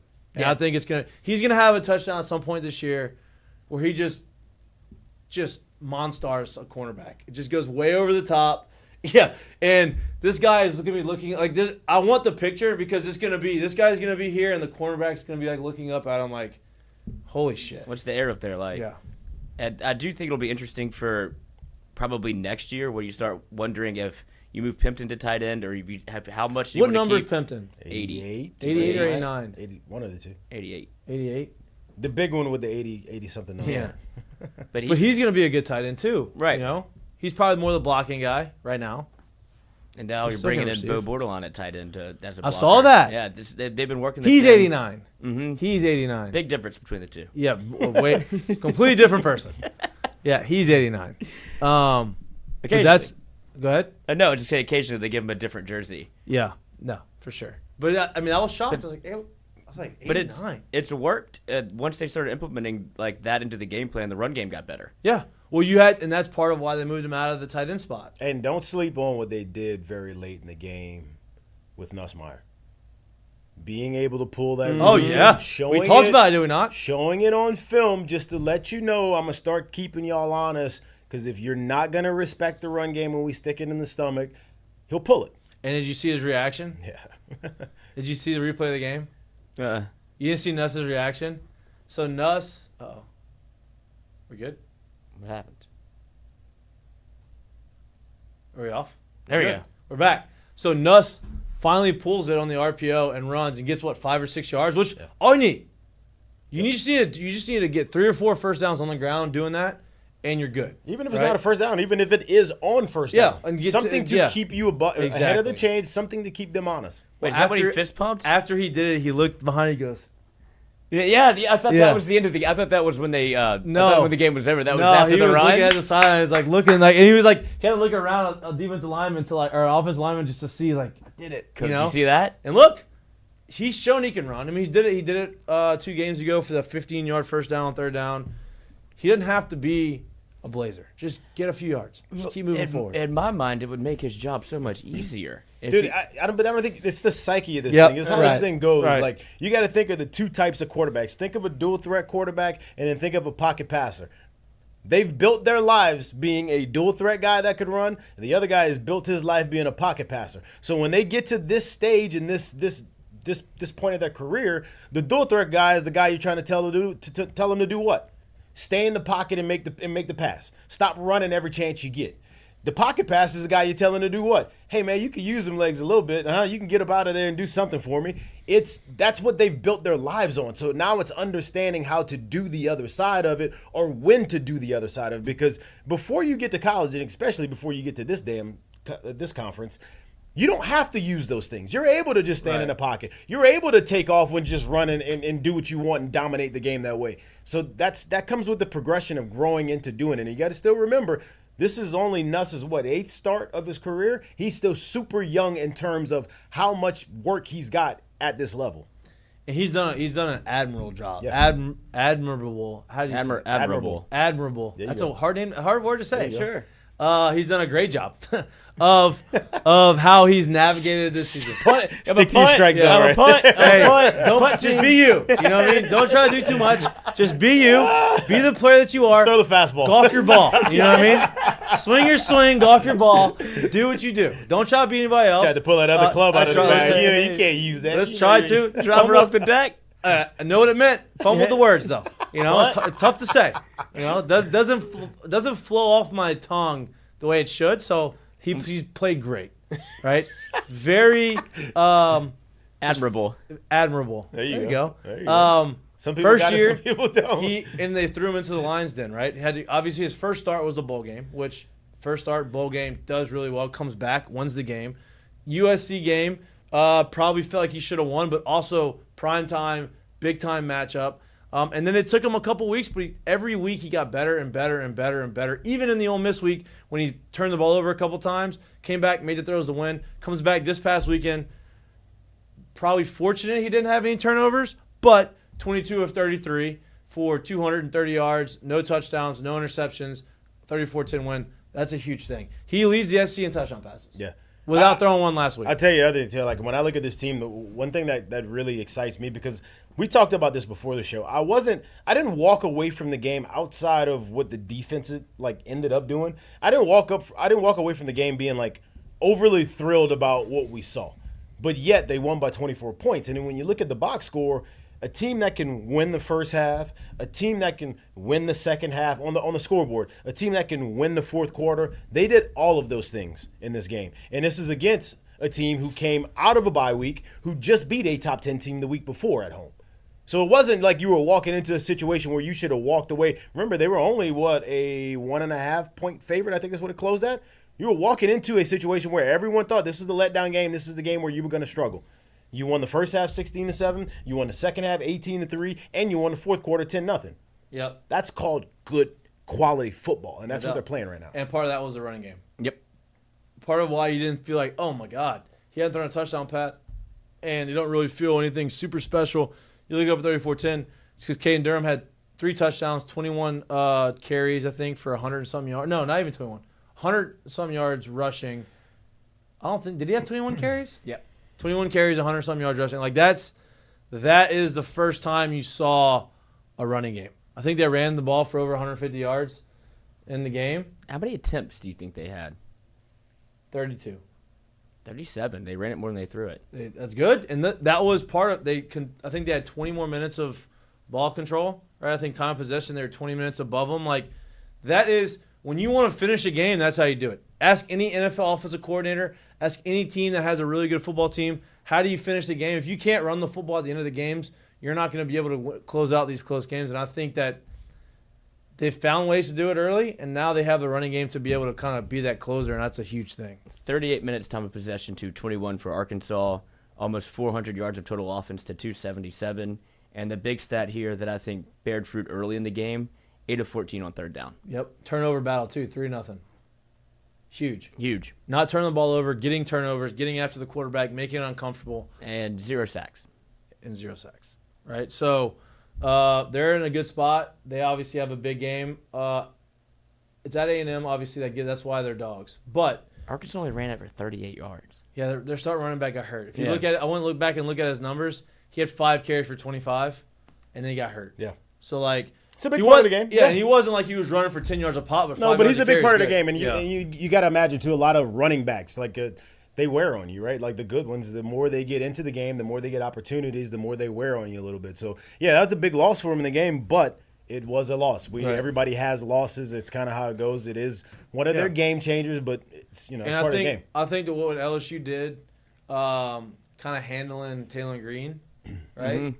And not letting he was the one coming into the season, dude. Like that really. Right. I thought watching him early on in the season and hearing a little bit about him in the offseason and then seeing how he played, I was like, he's one that's going to kind of scare people as he progresses. Now, maybe there was a little bit of rust. Maybe he wasn't as healthy as what he probably wanted to be going into that game.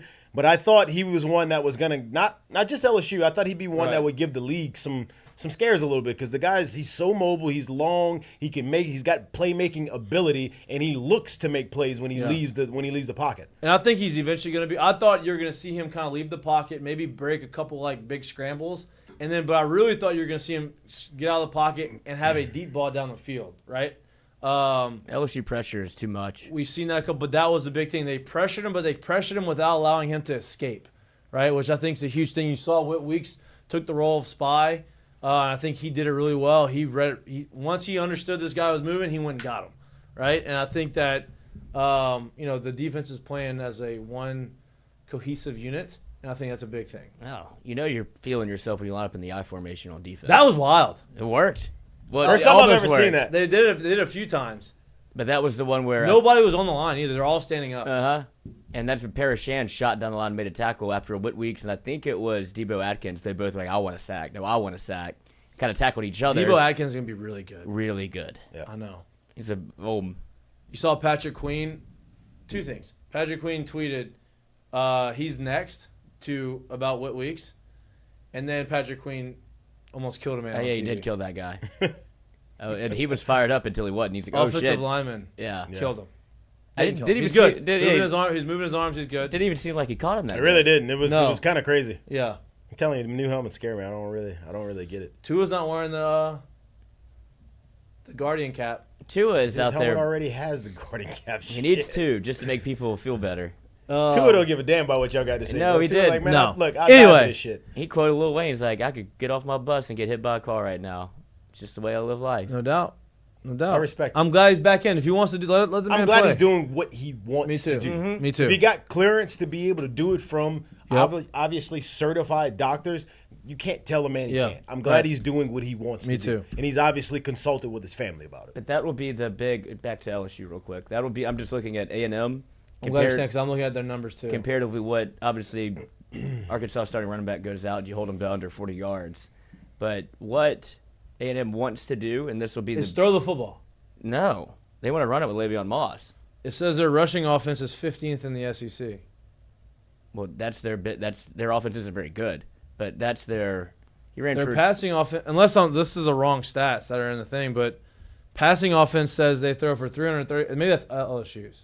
Probably.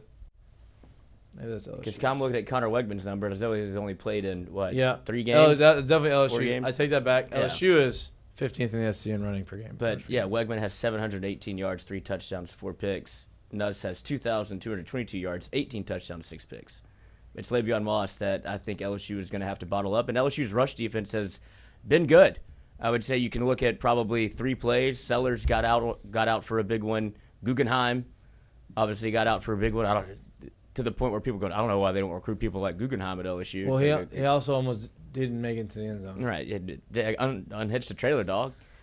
And then they started chasing him when he was 10 yards head start. Ain't nobody going to get him? Yeah, they got him.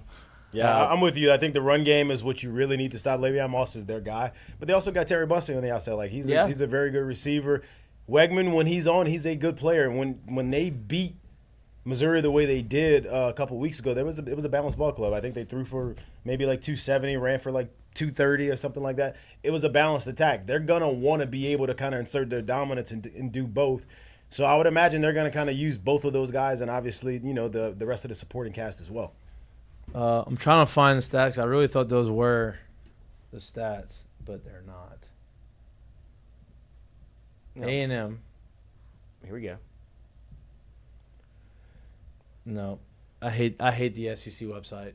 It's literally just they are 2024 team stats for A&M, 186 pass yards a game. That's good for 107th in the country.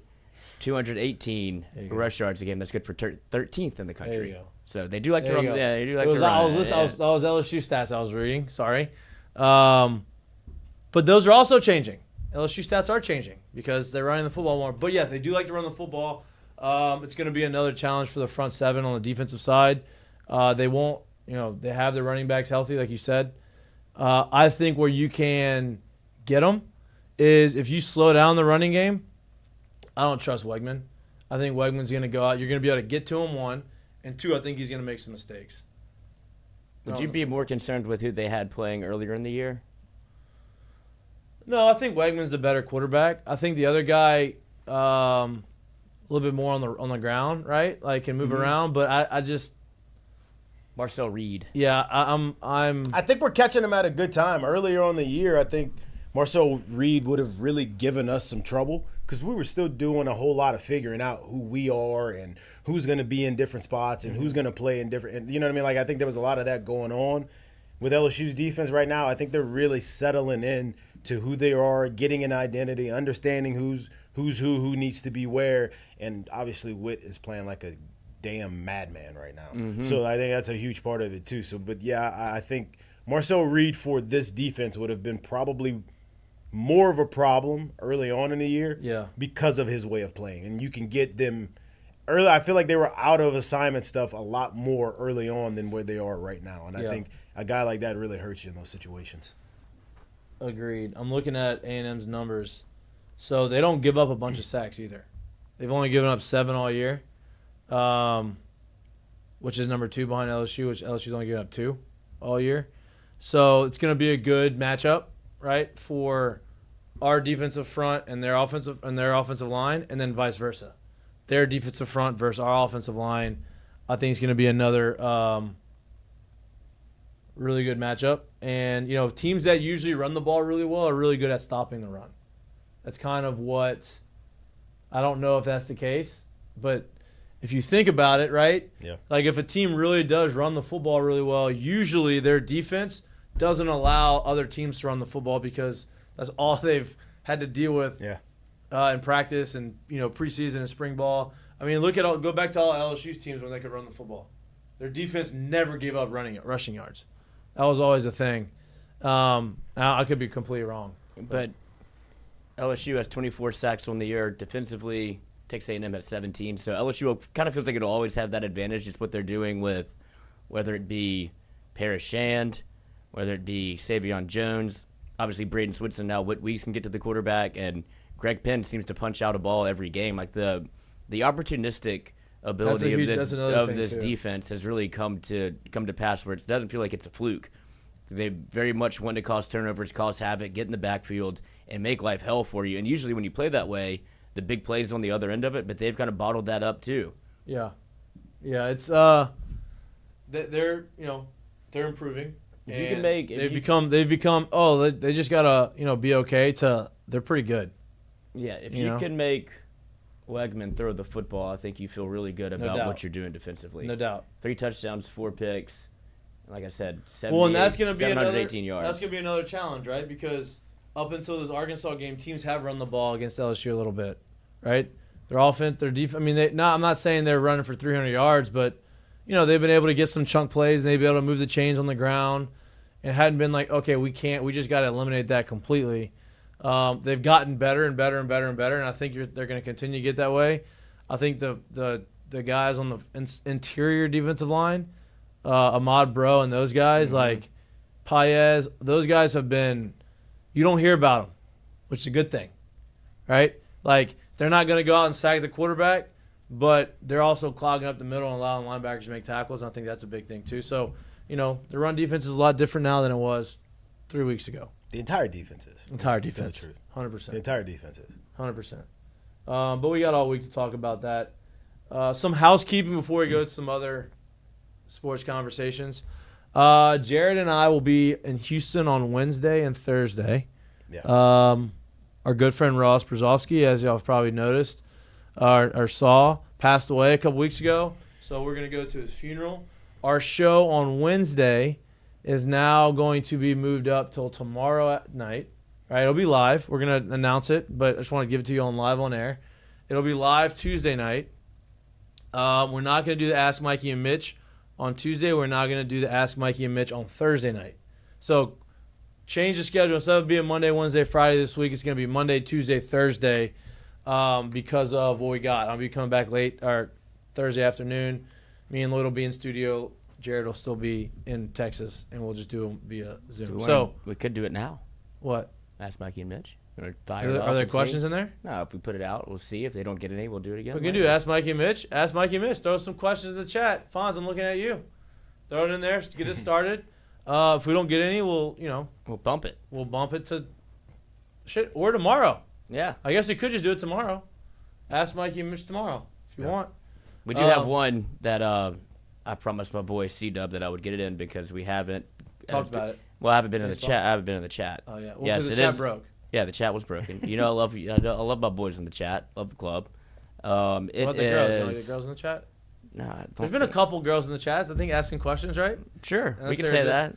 I thought there was one that you said there was a. I think there's been a Mallory one time. Yeah. Unless it's a boy's name. It could be somebody signed to their mom's account. Yeah, maybe. Probably. Maybe. From CDub225, ask him, make me feel better about losing Devin Sheeran. Unless there's a lot of depth at pitcher. A lot of depth. You brought in a lot of pitchers. You brought in a lot of experienced pitchers. He's a tough one because he was supposed to be one that you're going to count on. But you got a lot of guys out there that you should be encouraged about. Chase Shores coming back has looked good in the 2 outings he's had. He's going to continue to get better. I think the other guys that you've brought in, look, all that does, it sucks that he's not going to be able to pitch this year, but all that does is allow somebody else to step up and maybe assume that role, right? You have some talented freshman pitchers that could potentially do that. Yeah, I mean, he potentially was going to have a huge impact on the season. You really don't know what you truly have until you get to the season. Yep. That's another thing. So I'm not trying to downplay what his impact may have been or could have been, but that's the reason why you recruit the way you do, especially at this point in the year, to be able to give yourself a chance to get guys ready. And honestly, I would rather, if you're going to be losing players, lose them now. That way other guys have an opportunity and understand that your role is now has a chance to be heightened. And if it's going to be heightened, how are you going to prepare it? Are you going to prepare to do the things you need to do? Because I do think it's a different thing when it's kind of thrusted on guys in the middle of the season, because it comes to light if you've done the work or if you have not. So if you're going to lose guys, this is the best time to lose guys because it gives guys the opportunity to do what they need to do to get themselves ready. Yep.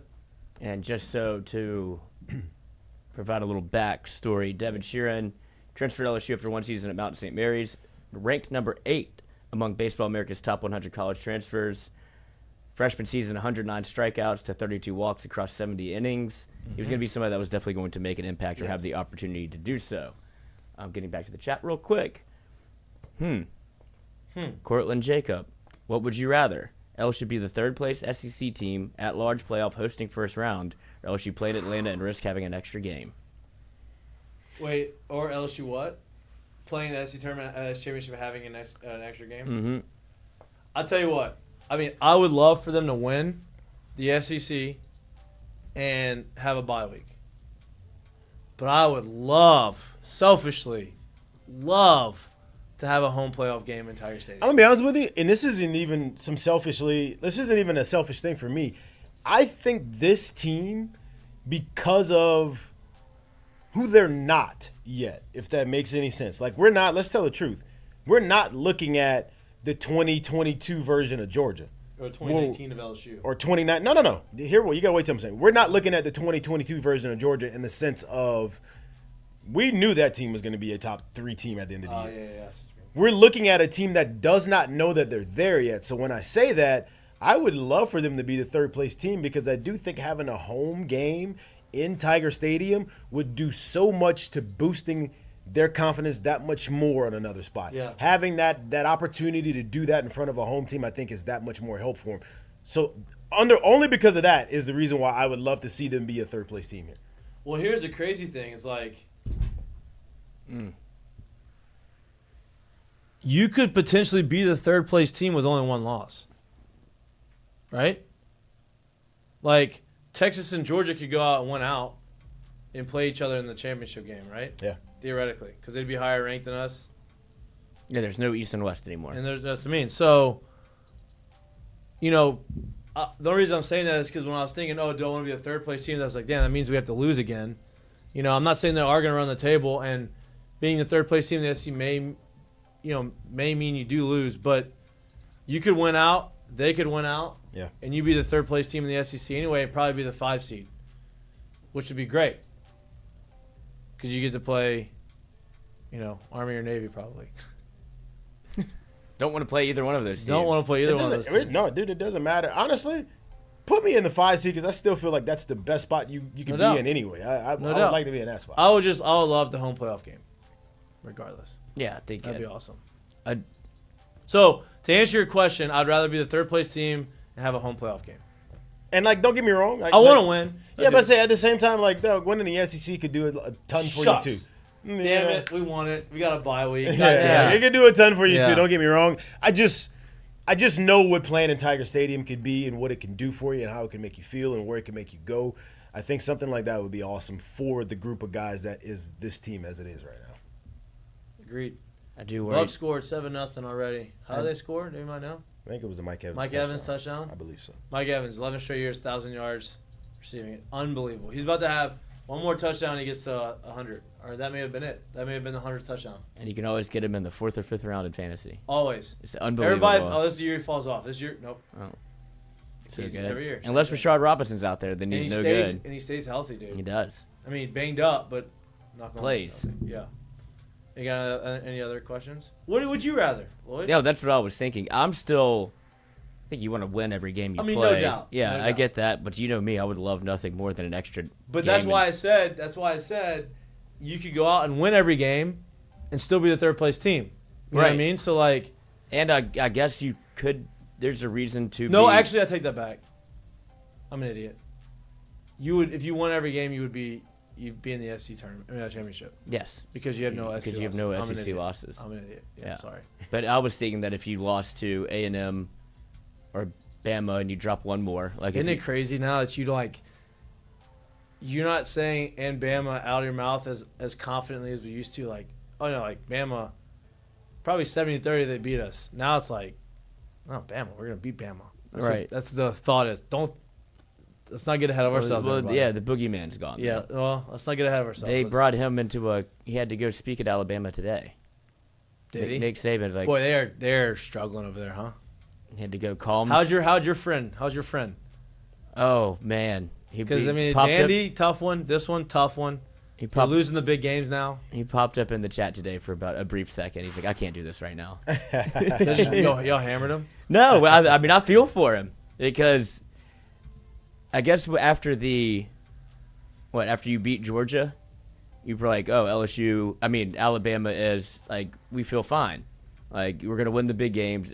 Jalen Monroe threw for 300, 400 yards, ran for 100 yards. Okay, this is the offense that we expected with DeBoer. The Georgia game? Yeah. Yeah, but then you realize, we gave up a 28-point lead.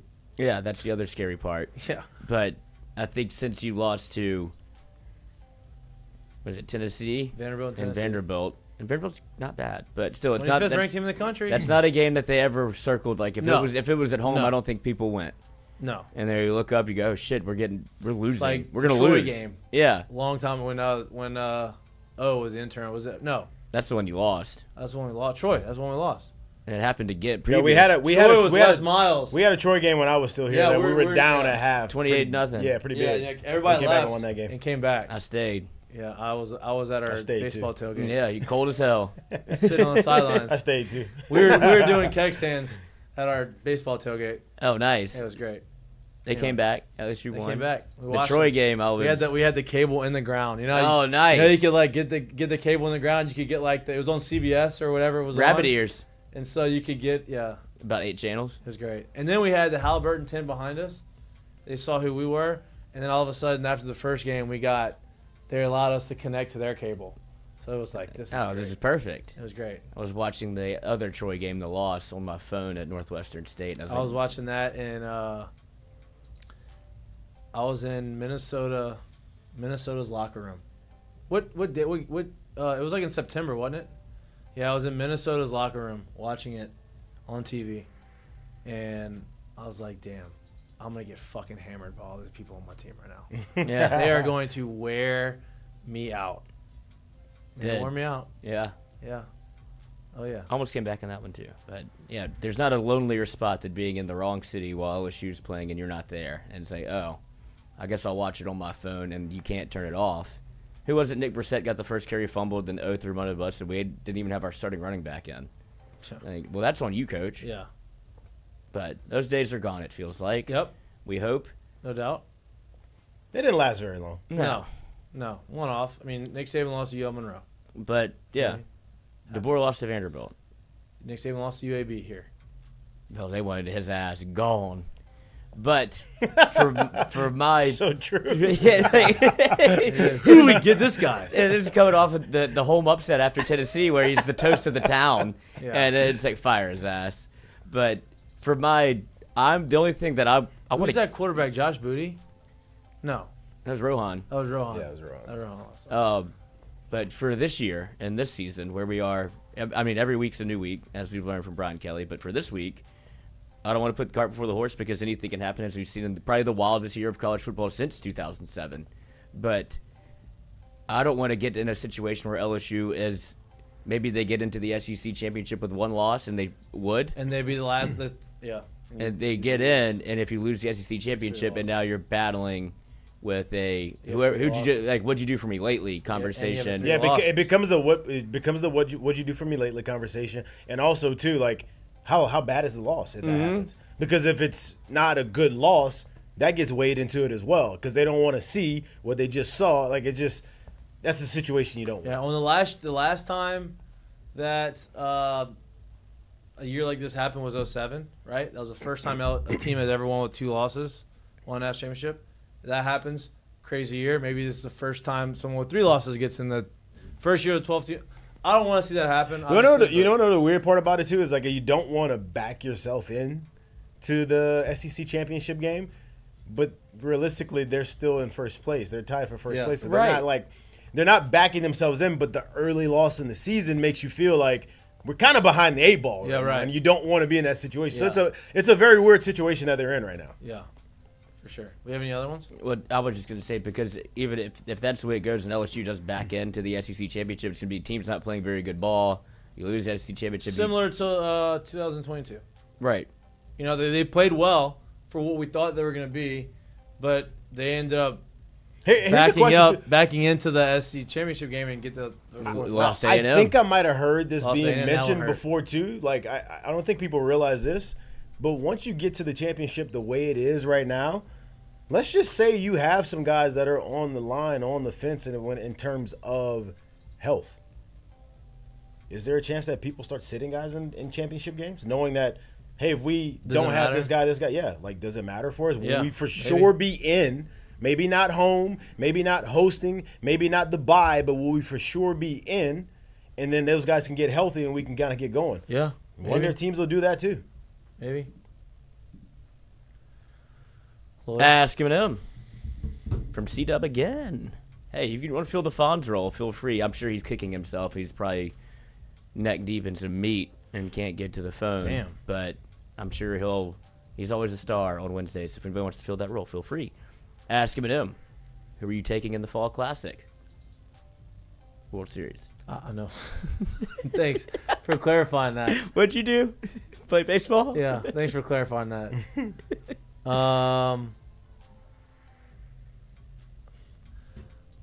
You know what? I'm gonna pick the Yankees only because I have connections with 2 of the guys. That's Bush! I'm just kidding. You know what I mean? Like I think that to me, that's DJ? That's it. And Rizzo. Yeah. That's who I'm taking. I'm going to pick the Yankees, but I'm picking the Yankees. I think it'll be the Yankees because I do think that their staff is throwing better. I do think they have a couple more arms than what the Dodgers have. And the Dodgers have kind of been on the enigma of not really having the starting pitching that we've become accustomed to them having. Over the past few years, kind of all year, they've had some guys that have gotten hurt, guys that are coming back from injuries. This year has been a fresh year for them. So I look at it in terms of you can kind of pick with your eyes closed about the lineups that both of them are going to put out there. I'm going to take the Yankees because I do think it's just I think their pitching staff's better. And I do think that home field advantage is probably a little bit more for them when you play in Yankee Stadium. Can I stat correction from earlier? I misspeak on a lot of things. Go ahead, stat boy. Josh Booty was the quarterback when they lost to UAB in 2000. I knew because I remember I was at the game. I was watching the game, and Josh Booty was there. He 39.5% completion percentage that game. 13-10 loss to UAB. Yeah, that's what I just wanted to clarify. Yeah, it was. I was when I said Josh Booty, I was like, "Am I years off? Like, am I way That off?" happens to me a lot. You know what I mean? Like, and I was like, "No, I'm pretty sure I saw that," and it was. He came to LSU in '99 and beat out Rohan and Craig Nall Which, by the way, Craig Nall made it to the NFL. Yep. Which is crazy. Yep. Hey, shout out Alexandria. Shout out Bring it Alexandria. crew. Beat out Craig Nall and Rohan Davey for the starting job. And started for the first 4 games of 2000 and then lost his job. That was 2001 where LSU beat Yep. Tennessee. Yep. And in 2000. Yeah, 2000. 38-31. Corner of the end zone. Yep. Knocked it away. Yep. Rushed the field. Who was the cornerback? Oh, I don't know. I remember that, though. I remember it was 2? You would know it if I said it. I don't know. Anyway, you have any other questions? Yes. Back to football really quick. Perfect. Ask M&M from DA. What are the chances that Oklahoma... Dennis Allen? I don't think... That would serve him right that he would be doing this instead of coaching right now. Wouldn't shock me in the least. Ask M&M. What are the chances that Oklahoma, Arkansas, etc. try and offer Blake Baker or other LSU staff a head coaching job? Or is it a bit too early for them to become head coaches for now? Thank you. I don't know if it's a bit too early for him to become a head coach. I think it may be a touch too early for him to become a head coach. I think it's too early for those guys to decide if they're going to fire their coaches or not. I think both those coaches are going to be there for another year. Yeah. Florida, it feels like Billy Napier might be trending to safe. No doubt. No doubt. Arkansas, I feel like they would elevate Petrino. I mean, look, Blake Baker's getting paid $2-something million a year to be the defensive coordinator. Like, it's got to be the perfect job for him to lead that. Yeah, I think that's probably the bigger part of this whole thing is he is the top paid assistant in the country. So I do think for him to leave that opportunity at a school like this when you've recruited the way you have and you have the staff in place that you have here, I think this would be to go to a school like that or any of those kind of schools that are middling it a little bit, if you will, is kind of a move that I'm not sure it serves you better besides maybe just in the pocket. And I'm not sure that's the move you want to make. So I think he takes this or keeps this job, does what he's doing, continues to grow that resume, and one of these premium jobs will become open for him somewhere down the road. That's just me. Yeah. And you got to remember, too, his wife's from here. She loves – I won't say from here. She went to school here. She loves being here. He went to school at Tulane. Yeah, this feels like being home for him. So I think it's a big draw that would have to take him away, and I don't think it's just a couple more dollars. Yeah, this is off the heels of I don't know how credible this report is, but apparently Eastern Carolina has a big interest in Joe Sloan as their head coach. Great. That's fine. I don't think that would be the right move. I don't think that's the right move for Joe Sloan to go. And now, who am I to tell him where to go? But you would imagine if he continues to do this, and he's his first year as an OC, and you put Nussmeier and you develop him, you bring another quarterback and you develop that guy, I'd imagine the jobs are going to be a little bit better than ECU. You ain't having Nussmeier or who's the guy to Michigan coming in? Underwood. Yeah. Showing up at ECU. Yeah. No, that was the big talk on the bus as the story, quote unquote, story broke, and then Bryce Underwood absolutely laughed at it. Literally did the laughing emojis. Wait, he laughed at what? The Michigan report that. Oh yeah, $4 million to stay. Yeah, and that it's like his decommitment from LSU and his flip to Michigan is hours away. It's been hours. It's been days. Days. Yeah. Hours are adding up to days. And he then laughed at it. He saw it on TikTok and he put the 2 crying emojis, and everyone's like, "Well, fuck." Yeah, I think he likes where he sits with LSU, but Sloan is a massive part of that. Yep, no doubt. I don't see anything on Football Scoop about Sloan leaving, but they did announce the firing of one ECU head coach. Okay. Next. Ask M&M.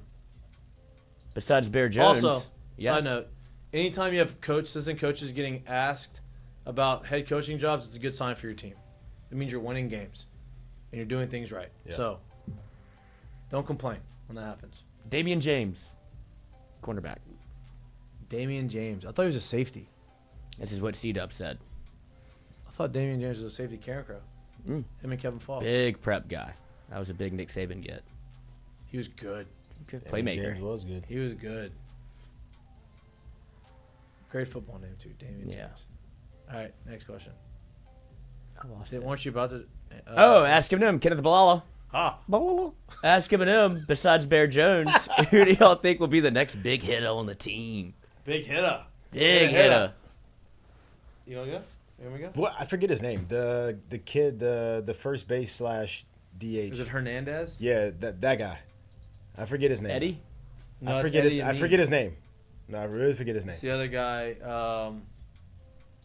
The other catcher / I think first base. him and if I'm being completely honest, like I'm not sitting here saying he's got light tower power and he's gonna do what Bear can do, but I think we got a real player from Utah State, and I think No doubt. I think the kid plays short is gonna be nasty. I this year.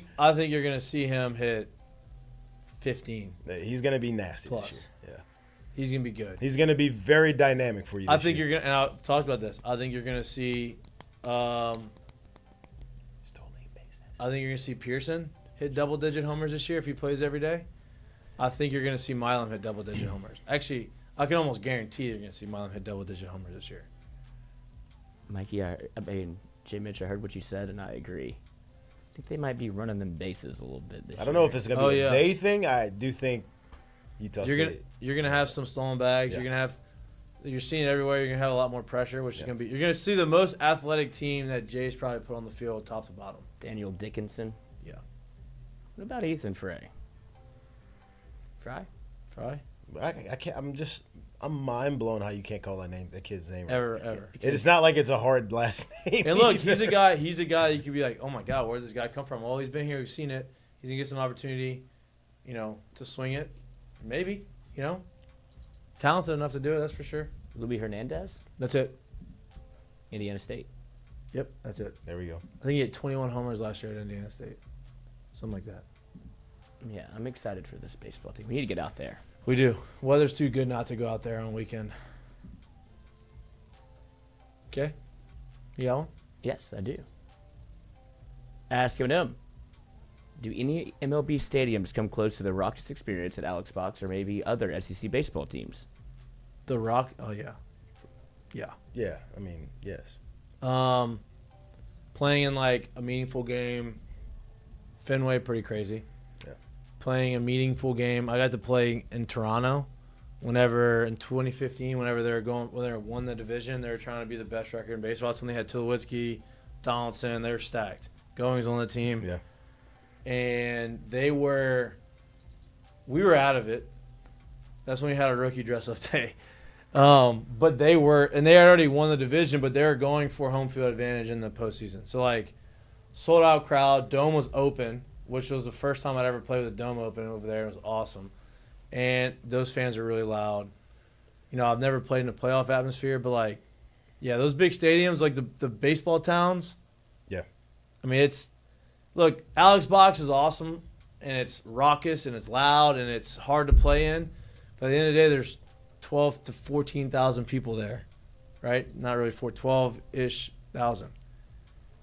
These stadiums are at 45,000 Right, doing right. it. So And like, if they get into the playoff situation Yeah. where they have that, I mean, you saw Yeah. San Diego. Yeah. You saw what Philly looked like. yeah. Like, you saw all these games. Like, Cleveland rocks. Cleveland, like, yeah, different.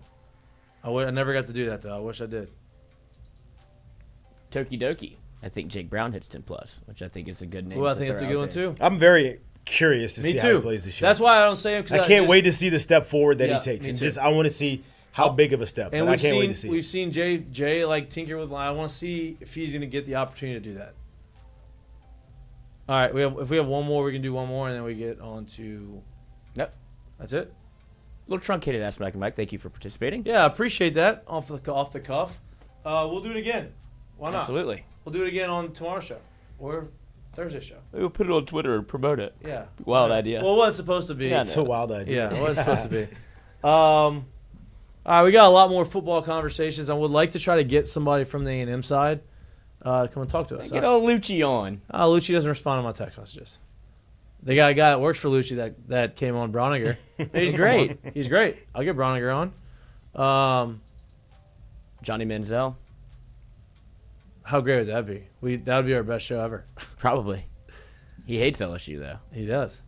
He's part Lebanese. Maybe I can get him on. Maybe so. I'm surprised. I have a friend of mine is his cousin, actually, in Houston. That They're doesn't friends. carry much weight for You know him, Lebanese. Frank. Frankie. The Frank.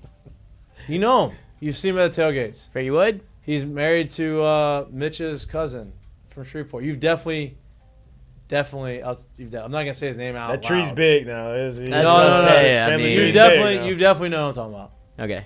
for sure. Because whenever A&M was playing at LSU and Manziel was playing, all of Manziel's family was at the party box because of that. That would be great. Man, Not so one gonna of the happen, few probably. times he was scared of on a football field. Yeah, It showed. they went and got him. Cool. Yeah, they went and got him. Daniil God, Hunter. those defenses were nasty, huh? Rashard Robinson legacy game. 2 years in a row. Yeah, Locked up Mike Evans. no doubt. In the rain. Played the NFL. For a hot minute. Yep. All right. That's all we got. Appreciate the Monday show. Appreciate y'all tuning in. Please like and subscribe to our YouTube channel. But before we do that, we got the Seggies. Mistake of the Day is brought to you by our friends at Doe's Eat Place. Doe's Eat Place. Mistake of Yes. the day as I scroll and find and filibuster. Uh-huh. And nothing too crazy coming out that, usually after the weekend there's some story. We saw the Tennessee streaker. Did you see the streaker last night? In the Steelers Oh, that's game? what it was. It's Pittsburgh. I'm sorry. Yeah, that was a sight. You saw the I did guy not see it. It was a girl, full arm sleeve, very Honkers. very large Smart. balloons, Endowment. and she is running on there with this some Trump sign. Is this your mistake of the day? No, but I'll play it. And so you saw the usually they get smashed, right? They get tackled by the security guards. They would have popped her. So they don't tackle her. She offers herself up, and the security guard goes to like grab her up, and like when he grabs her, his arm goes right underneath the carriage, right there. And then he's like, "Oh, that's probably not right. Let me just push you this way." Yeah, totally unintentionally. It was like, here's the look. He's like, that's probably not right. That's probably enough. You got a little close in there. You had to get on out of there. I mean, there ain't room for much, coach. Yeah. But Oh yeah. That's somebody on Twitter was like, those things are doing lifting the weight of the world. Oh my goodness. Oh man, not mistake of the day, but entertaining. Entertaining for sure. Because then you don't usually get to see him. She ran right in front of the camera view. Oh yeah, I hate when they do that when they cut away. Yeah, But she it's- went right in front of the camera view. I was like, oh wow, they actually kind of showed it. Not to their not by their choice. Big political statement. I'm sure she saw Trump at McDonald's serving up hot French fries. Somebody said he gave me 7 nuggets in the 6-piece America sent back. Hey, anytime you went to the fast food restaurants and you went to Burger King or McDonald's and you had the extra nuggets, you're like, A great day. appreciate you. But the mistake of the day belongs to the Alabama wide receiver core, as this has carried a lot of flack on the internet, as they did during the quarterback sneak, step back and hit a couple jumpers. And Alabama did not get it.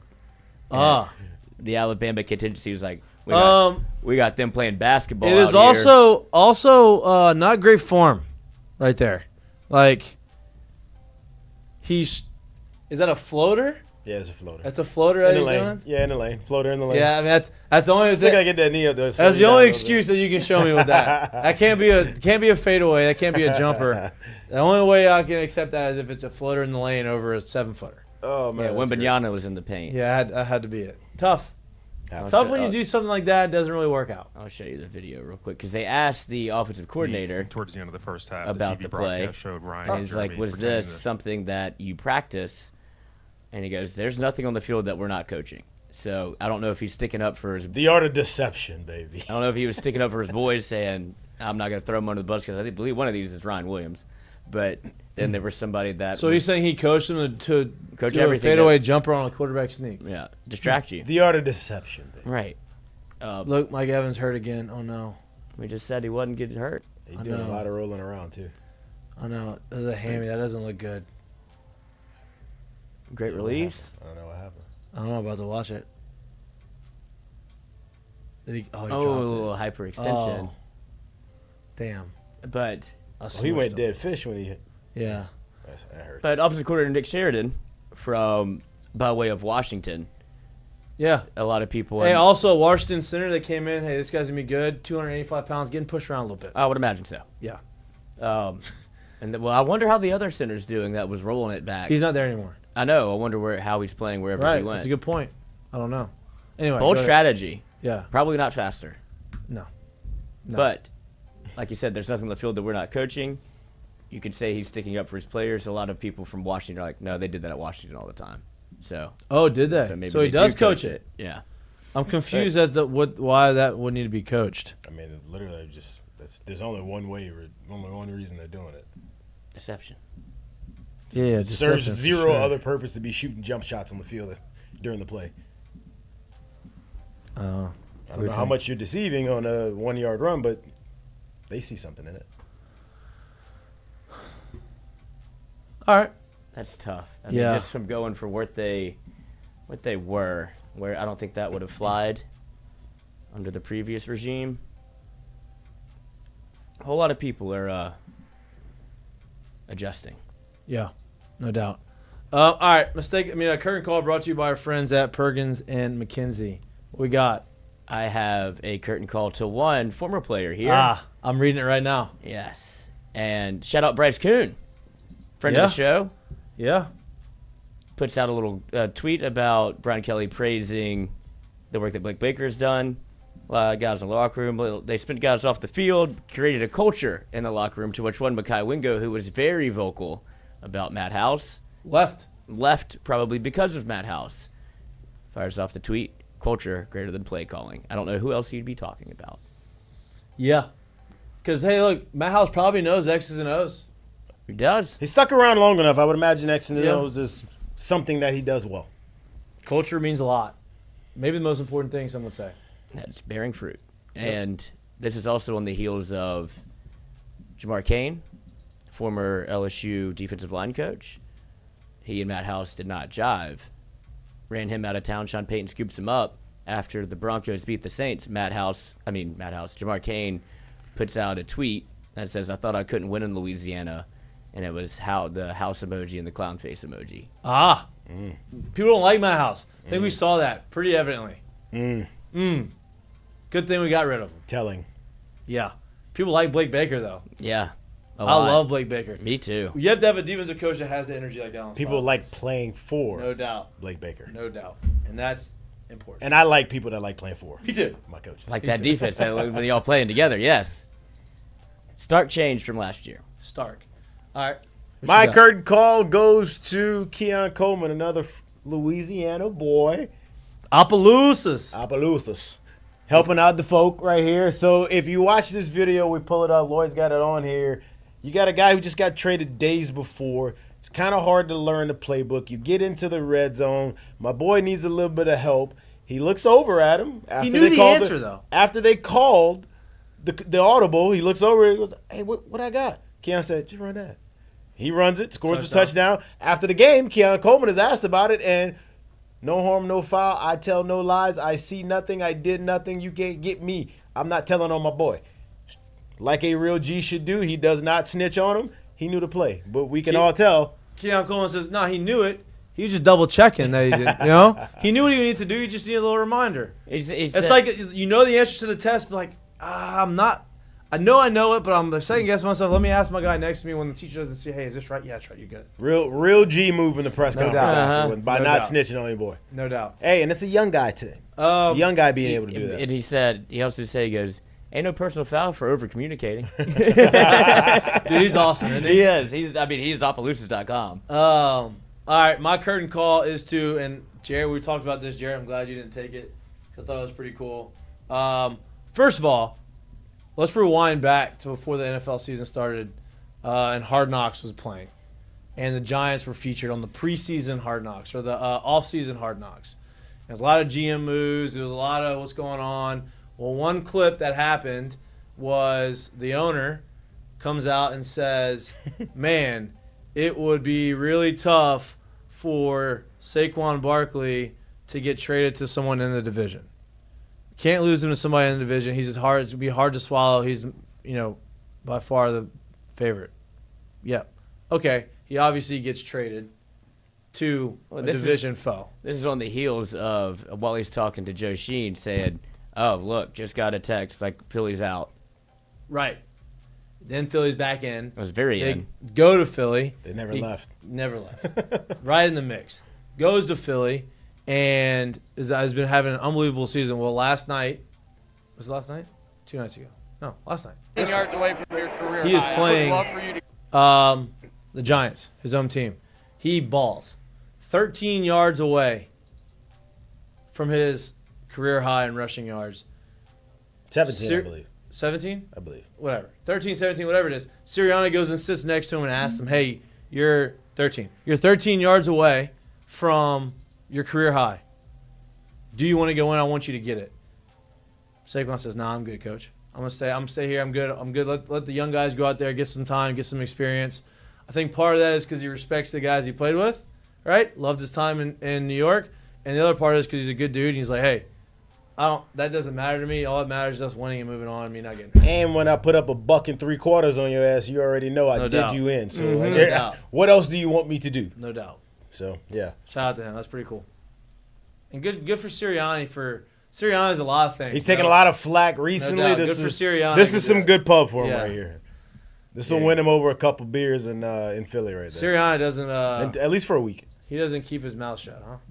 No, he was barking at his own fans. Oh. He's a live wire. He is. And a lot of conversation about him as well going, shouldn't you be having something to do? You're the head coach of a football team. Instead, you're talking to the fans. Yeah. Like, After a win that was like the kind of game's still going on. not a great win Yeah. either. Like you probably should have beat them by more. All right. That's who you hired. That's who you got. Yep. That's all we got for you today. We appreciate you tuning in. Please like and subscribe to our YouTube channel. If you don't like watching us, but you like listening to us, we're where you get your pods. We'll be back live tomorrow. We'll put a tweet out tomorrow morning. It'll be live tomorrow night, same time. We'll recap the 2 Monday Night Football games and also talk a little bit more about the A&M game, what to expect, what to prepare. Kind of dabble in the gambling conversation. Don't really want to talk too much about that until Thursday because we didn't even mention that we almost won it again. It was my fault. I wasn't gonna say anything. I wasn't gonna No. Look, you were 6-0, right? It was bound to lose a couple. Now you lost 2 in a row. This is perfect time for you to get hot again. Yeah, bounce back. I mean? Bounce back game. Last night you took an L, but tonight you bounce back. That's You know right. what I mean? Lose 3, you're out the playoff. Yeah. Huh? Keep Anyway, it we'll be to back it. live tomorrow. There's a lot of football conversation to be had about the game, about the upcoming games, and then again on Thursday, same time, 6 to 8. We'll keep the reminders going on Twitter. We appreciate you tuning in. We appreciate you sticking with us.